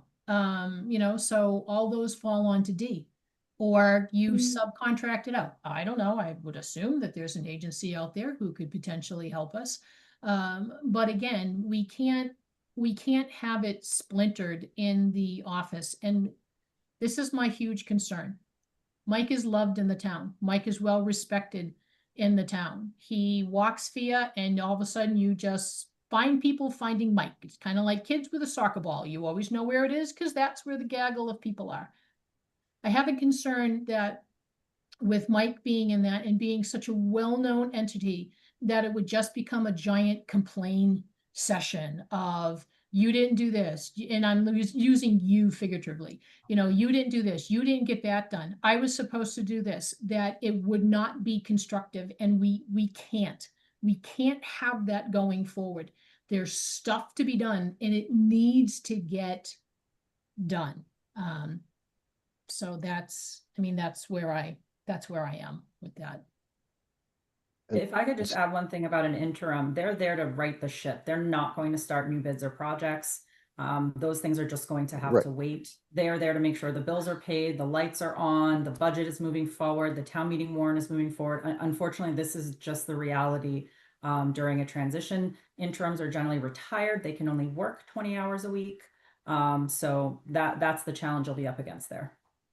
Yeah, so I think if we had a 20-hour-a-week interim and hired and made D at least interim assistant town manager, which is not something that exists right now, but gets the intent of what I'm talking about, and then hired a 20-hour-a-week temp to just help with some of the lower administrative stuff that D could quickly show, and have the other one take off her plate so that D could work some of those procurements. I think that gets us to where we want to be for a period of time. But here's the thing too, instead of just hiring somebody for 20 hours, maybe to backfill D, do you potentially bring someone in who can do more to support the other departments, so that they support us, they support the TA, they support, I'm making this up, Board of Health, they support, insert department here, they support, when Leanne's not around, the inspector offices. I think we need to start looking more globally than just. Well, I think that's a budget conversation. I mean, because we don't have the budget for something like that. I think that one of the things that interim TA could help us with is what is a better staffing structure sort of overall. I'm trying to think of for the next 4 to 6 months as we hire a full TA, as we get through the rest of the budget process, what do we do for that sort of period of time? I think both there's a budget recommendation, both in the core budget and in the supplemental budget, to add some hours in the sort of TA office to sort of get to some of those pieces. And I mean, I think I agree with you, Peg. I'm trying to separate that conversation from what gets us to the next 4 to 6 months. Yeah, and I think too, I think there is the potential to get an interim who does more than just pay the bills. I think an interim, you hire them and you tell them sort of the boundaries with which they need to work in. And I could be wrong, but I think that's a conversation that you have with the person that you are looking at hiring. Right. I think it is the interim. I think we're right. We have to get through town meeting. We have to get through the budget process. We have to make sure, even if they're not doing it and Dee's doing it, that the procurements continue to happen, that the hiring process of a full-time TA, what are some of the strengths? I mean, Kristen, in some of, I don't think I'm crossing lines. We have talked in executive session a little bit about sort of what makes a TA job doable and not doable in the town of Berlin. I think an outside person coming in for 4 to 6 months probably could be sort of more, they're a little bit more distant even than you've been, because you've been here for 4 years. There could be blind spots that even exist there that make this sort of a better a place to hire, because it is a tough hiring environment. You just have to read the item. I'm getting hesitant because Animal is working their way onto screen. That have had problems. I mean, I read the item and the other surrounding papers, and there's definitely towns that have struggled with some of this process. And I think having someone who could just make sure we do that process right and are not still looking for a full-time TA 18 months from now. Yeah, and I think it's a selling point to have somebody in with experience so that we can do the best we can to make sure that the ship is right when the next person comes in. I think it's a selling point for the TA that we want to hire. And so I think what I'm hearing is that we look at an interim TA, we look at some hours added to the TA's office, because an interim TA won't be 40 hours a week, and they won't have 5 years worth of history with the town of Berlin. We try to get the hiring process at a decent pace. I don't want to do it so fast that we also do a horrible job of it, but I also don't want it dragging out for a period of time. I think it might take a little bit, Kristen, having you help us a little bit, sort of how that structure might work best, of a interim TA, D with some added responsibilities, and some backfill admin. And that backfill admin, I mean, could even be an existing admin in the town that has extra hours to give. Matter of fact, that might be even great for us if there's someone who for the next 4 to 6 months, works 10 hours a week somewhere already in town, who could put in another 10 or 15 hours without, burning themselves out. I don't know if that person exists or not, but get that sort of piece. I guess I'm assuming as chair, it's my job to reach out to the vendor to start the hiring process, and to work with Dee and Kristen, and to get the names of people out there and start sort of bringing something back to the three of us to vote on.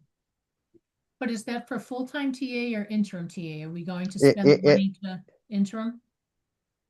I think it takes about 6 to 8 weeks, is my understanding, to hire an interim. So that's relatively quick. Okay. Right. If we can get the process started. Yep. Yeah, and I don't think that is, tons of vetting. I think there is a pool. I have friends who are interim pastors. There's a pool. And so when you're in a church and you need a pastor, there's just a pool you pull from, and you sort of look at the names and say, oh, this person is both available and their style sort of fits the type of town you are. And you probably don't get 3 names. You probably get a name or 2 that might sort of click well. And then I don't believe there's even as much interviews as much as I think this is the person that might work. Yeah, and with social media, you know, it's the good, the bad, the ugly. You know, Right. we're gonna be able to find out, oh, Scott was Yep. an awesome TA, but blah, blah, blah, blah, Right, blah. right. So, And one of the recommendations I saw too was to reach out to a chair that has worked with the intern before. Right. To see whether that's something that would Yep. work. so then Scott, you'll reach out to, I mean, do we? Yeah, know? I'll reach out to I mean, Chris Indy, if you already have some names, I'll also reach out to the vendor that did it last time. I want to say MRI. Is that really the Yep. initials? MRI, Okay. yeah. I can connect you with Bob Mercer, who did the Yep. search from NRI for the last time. Right, and I was on the select board for the last search too, so that I probably couldn't pick him up in a crowd, but once I see him, I go, oh yeah, we've worked together. So you'll be able to get a timeline from him, you know, Yep. with specific dates. Okay. And then And I do have some thoughts just about like how that search is done too. Right. So we don't have to talk about that tonight, but I do have some thoughts on that. okay, So do you think by February 9th, not putting you on the spot, but no, hey, I think we have to. I mean, again, I think the Okay. clock is tipping pretty fast, and so I will when this call is done, I will find a time on my calendar tomorrow at work and just block off an hour, just make sure that I make the calls to get the process started. My hesitations here are like, I'd love to know where that line is to like keep the two of you updated on the process and not cross any open meeting law violations. Like, I You think if should I'm reach out providing, to D, the Right. communication should flow through D Okay. to the Okay. entire select board. okay. So I'll keep Dee updated and she'll do updates out to the full select board to prevent sort of any cross communications that might be problematic. And then, so Lisa, if you have thoughts, if you get that sort of again to Dee, she can put those together and just say that thoughts on the hiring are sort of X or Y, along with getting me a couple of names that she might already have. Yeah. One of the things we might want to consider too is putting together sort of a charge for what we're looking for in the interim Yep. and what sort of authority we would be granting. That's very much a ChatGPT thing. So Right. I mean, I think while they're interim, they have the full abilities of a yeah, but TA. I don't think they're doing long-term planning stuff, but I if think we the do list, not give them explicit authority, they are going to just sort of keep things running. If we say that we are also looking for sort of somebody to, you know, look at sort of where certain things are or those types of things, that is going to Yep. be sort of, because otherwise they're going to take the most conservative approach. right. So I was going to use as the template, Kristen has some goals that we just sort of recently sort of revised, her sort of project list that we sort of recently prioritized. I was thinking that at least would be the sort of starting piece. I worry if we're meeting, and it could be that we can't afford to meet every other week. Because I think if we wait 2 weeks to put together more of a charge, I'm kind of hoping that I have a name in 2 weeks. Because they likely have to take some time to come in, and it would be in a perfect universe, they start, you know, like even March 1st, and we have a week where Kristen can do a brain dump on them. I know Kristen, you know, after March 8th, you know, if there was a question here and there, but I also, you know, have done transitions where I've been on the other side of that, and like at a certain point, I don't want to be the crutch that you keep leaning on, you know, and how we sort of get sort of moving on. yeah, the other thing, I think we have a profile that can be updated for MRI. I don't know Mhm. about Kristen's capacity, but if she updates that, I believe that it is less expensive for us. There Yep. should be one that is in existence from the last search that just needs to be updated. Yeah, we could see if Dee has time to sort of update, because I don't think there's any substantial. We've not changed in square footage or demographics or even budget size or even staffing size. There's not been any major changes structurally in the last 5 years or 3 years, 4 years. I've lost track. Yeah, Yeah. but Your that's, consultant like I said, typically I believe we prepares- get a discount if. Yeah, we do. Yep. Yeah, and the consultant would typically prepare the profile. Since you have one, it would be more appropriate to have them update it. you can do it with them on an hourly basis as opposed to a full, blown package Yep. if you want to do it that way. Yep.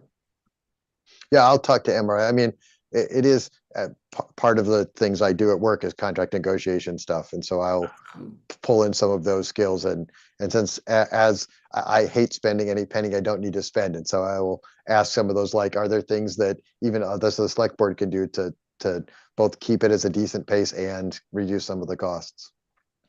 And that's It what I didn't was gonna look, I say. mean, what I saw, it didn't look terrible, the things that No. were in the folder. Yeah, Scott, and Yeah. obviously I'm not gonna speak for Lisa, but I'm sure she's of the same mind that if you need help and it, Yeah. goes to D and kind of sort of comes Yeah. around without breaking anything and we can get it back, divide and conquer, because I mean, if Right. I'm looking up at the calendar. Yeah. So our next meeting is the 9th. The following week is President's Day, so we're not meeting that day. Maybe we'll Right. pick another day, and then Right. Lisa's And then gonna after that, we're follow. starting, right. And then after that, we're meeting weekly because it's Right. budget season. Right. And so you're right. It is not, I don't feel I skirt the even intent or even gray area of open meeting law by saying, I need help on some of these things. Can you see if there's other people who can help? And her to say, hey, Scott's having problems writing section 4, especially if D is doing the final assembly, so that we're not like, no one's sending me drafts of section 4 that I'm commenting on, so and I think we stay clear of all that. I And think I as a think whole, we it- try hard to stay clear of those if you things. want to do, quick meetings that just address the TA surge, Yep. I am certainly open to, if you want to do a meeting next week to, Yep. Get the charge together or that sort of thing. I have no issue with that at all. And I can always I find would time say- during the day, Scott, if you say, you look at your calendar and like, hey, I'm Yep. free at 11 on Wednesday, Yep. give a shout and I can be like, yep, let me jiggle Yep. and I'm there. Okay. I think I have my charge. I think I feel decent about it at the moment. We'll see when panic sets in tomorrow morning. Um, We uh, gotcha. No worries. Yeah. But, No.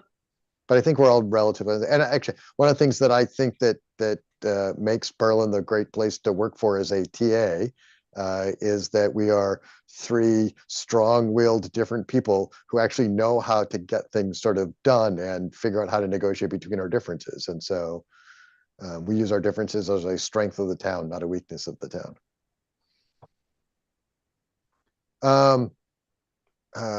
Does that need a vote? I don't know what the vote would look like. I think the vote is that we've agreed to go to an interim TA and potentially and adding some administrative support to the TA's office, and that you have charged me, the select board chair, to sort of start that interim process.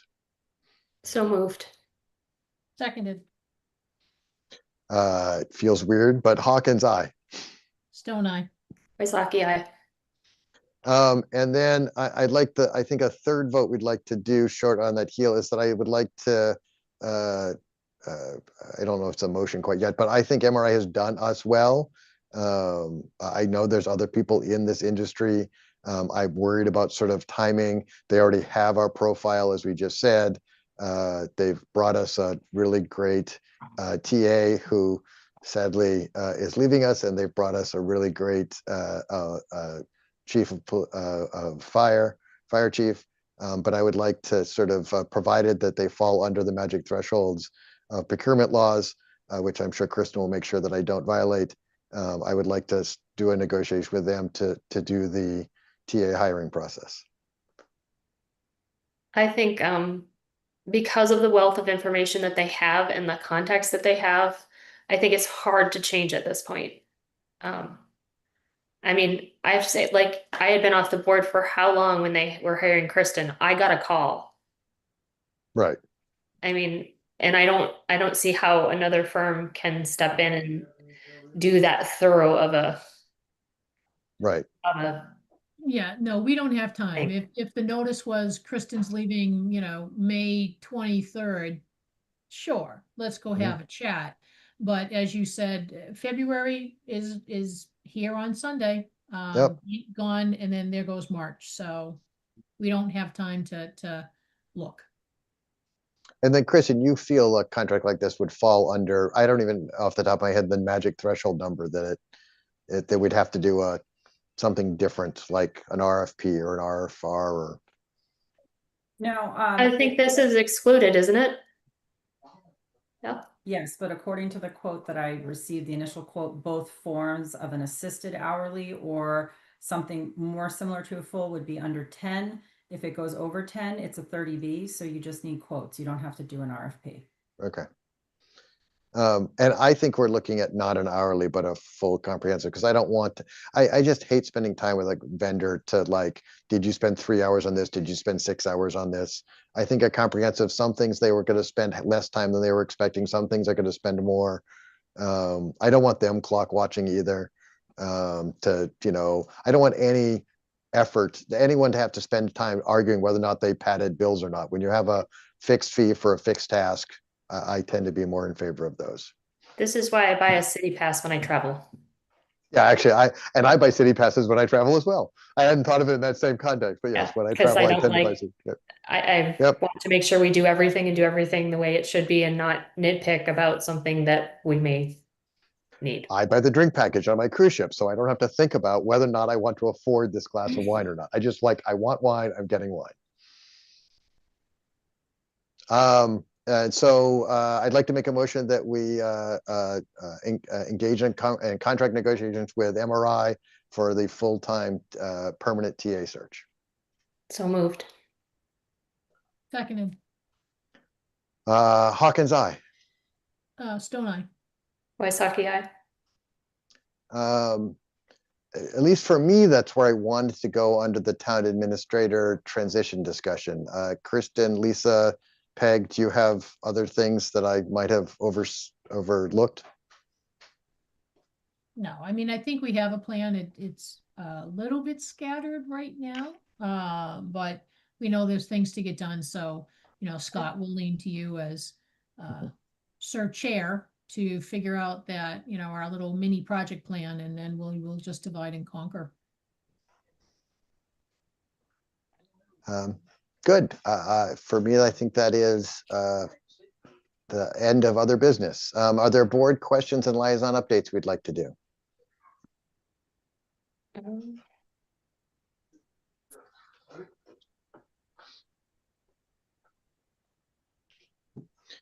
I want to make sure that you guys are still on board with potentially doing the Microsoft swap for the Google backend, because if you are, I have a grant ready to go. So I will apply for that. Dee is then helping get the information together for that. It's the Community Compact IT grant dropped, and that's due on the 5th. So I will try to get that in Sure. the next couple days. Thank you. Okay.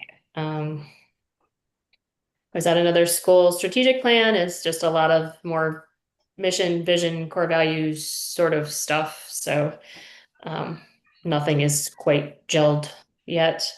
I went to MMA.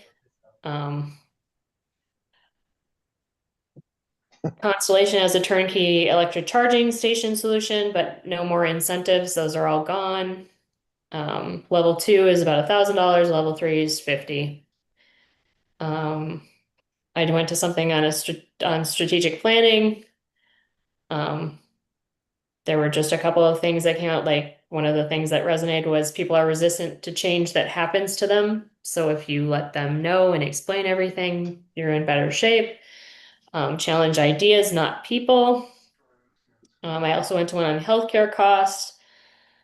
There, one of the main things they said was make sure that all of your folks are aware of the sort of extras in the programs, like health and fitness benefits. And then Kristen went over some of the other things already. And I did also come back with, it could be worse, because there was a co-op similar to Maya in Western Mass, and they had about a 70% increase in 2 years because of the losses of that particular cooperative, because they were not using actuary services to set their rates and those types of things. So it could be a lot worse. Clarence Anthony was one of the speakers. He was very interesting. Just a couple of things. Local politicians are more trusted than any other level of government. So it is really important for all of us to model civility, dignity, and inclusivity. He said we are really lucky in our partnerships with our state leaders. Debate issues, not each other. And that's, I think, one of the things you were talking about, Scott. Embrace AI. It is not going away. We should be putting in policies and frameworks so that we have a sense of how it should be used in town offices sooner rather than later. And I also have some really cool little cards for you that I can't give you, that from the Timothy Shriver was one of the other speakers, and it's the Dignity Index, which was very interesting, sort of about how you speak to people with differing views and opinions. So I will provide those to you at the next meeting. All right, energy, there's a meeting coming up on February 3rd.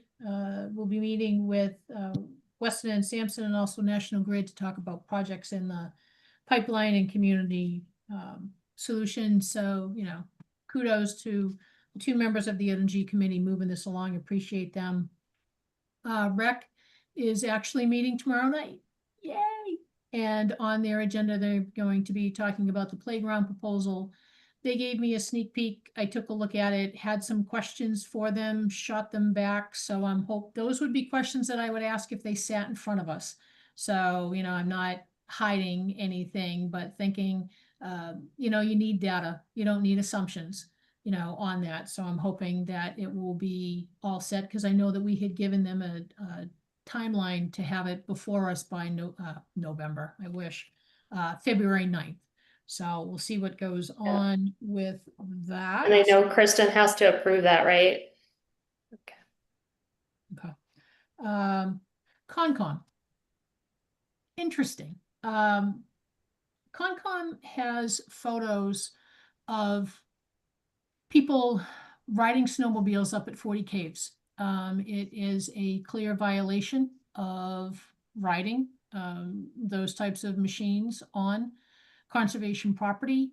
They have clear pictures of where the snowmobiles are coming from. They literally go right to the door of people's houses in the area. They also have pictures of that, even though they have signs that say motor vehicles are not allowed. Well, guess what? They have pictures of people tearing down the signs.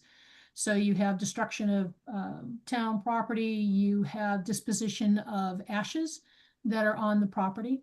Unfortunately, Concom's in a bit of a conundrum. They have gone to our local law enforcement, who has refused to do anything to support them.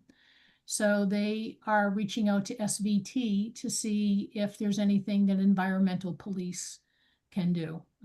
This has been going on for quite a while with this, but there truly is no local support. And even SVT was a little bit surprised that they're being brought in to try and help this matter. I mean, obviously, you know, you've got somebody zipping down a trail on a snowmobile, and I'm walking the other way. Somebody's not getting out of the way in time, you know, for that. You know, luckily there hasn't been any accidents, but there's always the potential of doing so. And with clear evidence of who it is and where they're coming from, you know, that's where Concom is.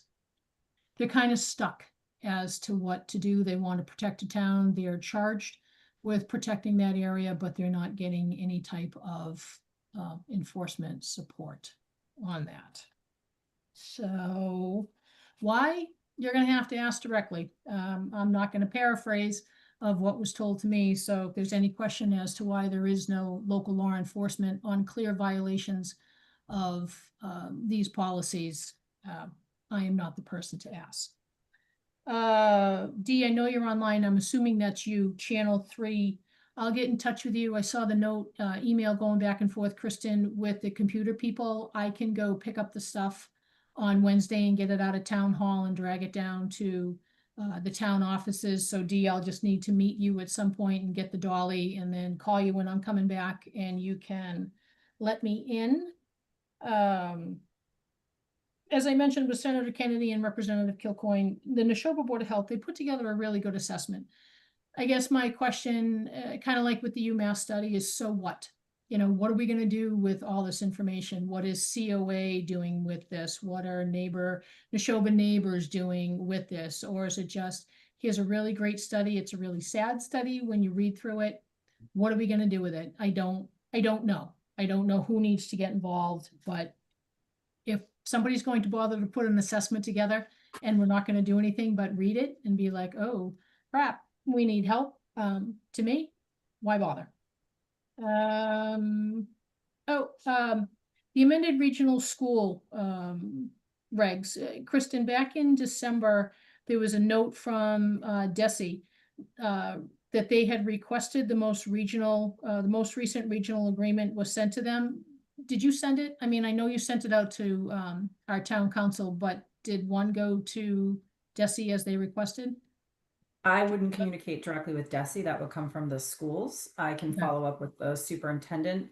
When I last spoke with him, he said they were going to be talking to Desi. Okay, all right. Ba-ba-da-ba-da. Another email, Kristen, that came through was on the CPA application for the stairs. So after you leave, is there anything that we need to do with that? You know, do we need to follow it? Do we need to go to CPA meetings? Do we need to move that forward, or do we just need to step out of the way and let CPA work their magic on whatever they're gonna do about the town hall stairs? So I've given them all the information that I have. I don't think it's a good use of CPA funds because all you can do is do a repair that may not last a year. And you may have to keep doing it. CPAs seem to think otherwise. So at this point, it's in the committee's hands to make a decision as to how they want to move forward. I'm sure that they will notify us and the interim person would be able to handle anything else that comes from that. Okay. Another email, you had mentioned that you were gonna give us an update on Rhodes Ranch. I didn't, in regard to the soil importations, so I didn't know if you had that data that just hasn't made its way to us, or if you don't have it yet.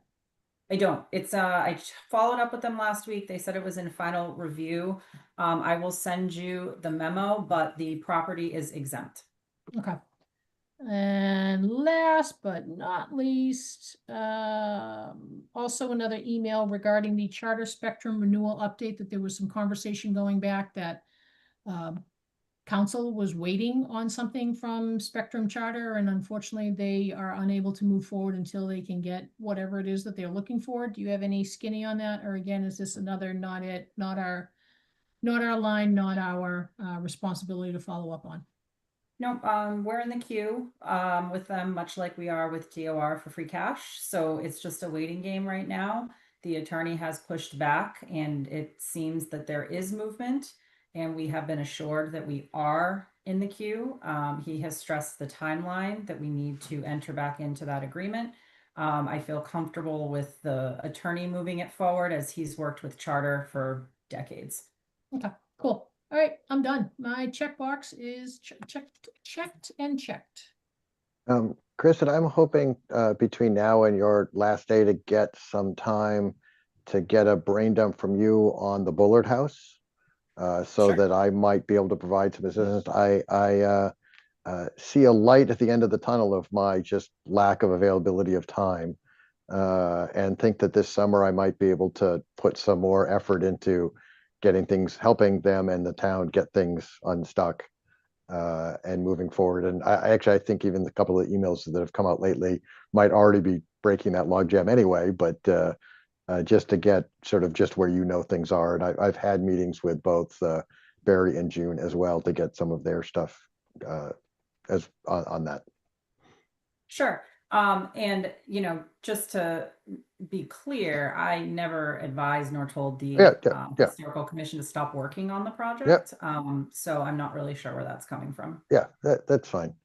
I was thinking much more macroly and less on just that particular piece. It's a big, complicated, been working on for more years than I care to think, and actually even they care to think. 30 years. Yeah, I know.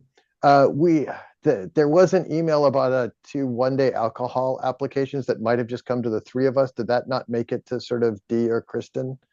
It did. We received it. We will process it. I was reluctant to, well, I could have hit reply just to you, but a reply to all might have got to a bigger group, and we're trying not to.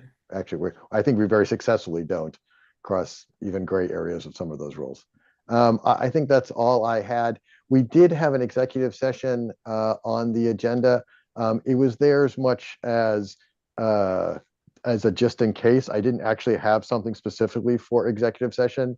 But I was there just in case. Kristen, do you feel, or others as well, do any of you feel there's a need for executive session tonight? I don't believe there are any matters that we can discuss in executive session. And so I think a motion to adjourn could be in order. One more quick question. Yes. You both know I feel it's important that we send board members to MMA. I just Right. want to encourage budgeting for that, if that is still Oh, something that, yeah, very, very much so. Yes, we should, because this year we had to use like fines for it. We should definitely have that in the budget. It's in the budget. Yep. awesome. I just wasn't sure if it had stayed there or not, because I know we did it weird this year. Yep.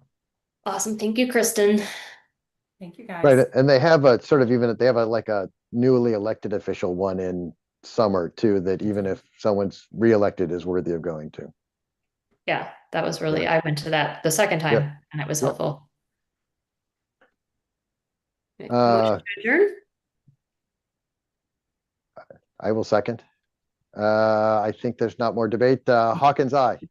Don't I? Waitaki, aye. Thank See you. everyone. There is no meeting Glenn. tomorrow night because we were able to meet tonight. Tomorrow night was just if there was power and internet and other problems, I wanted to keep that scheduled so that we didn't have to wait one more week before meeting. So tomorrow's night is canceled. In major snowstorm coming on Sunday, so. Da move your- pa la la La, la la, la la, la la, la, la la, la. la. Cool.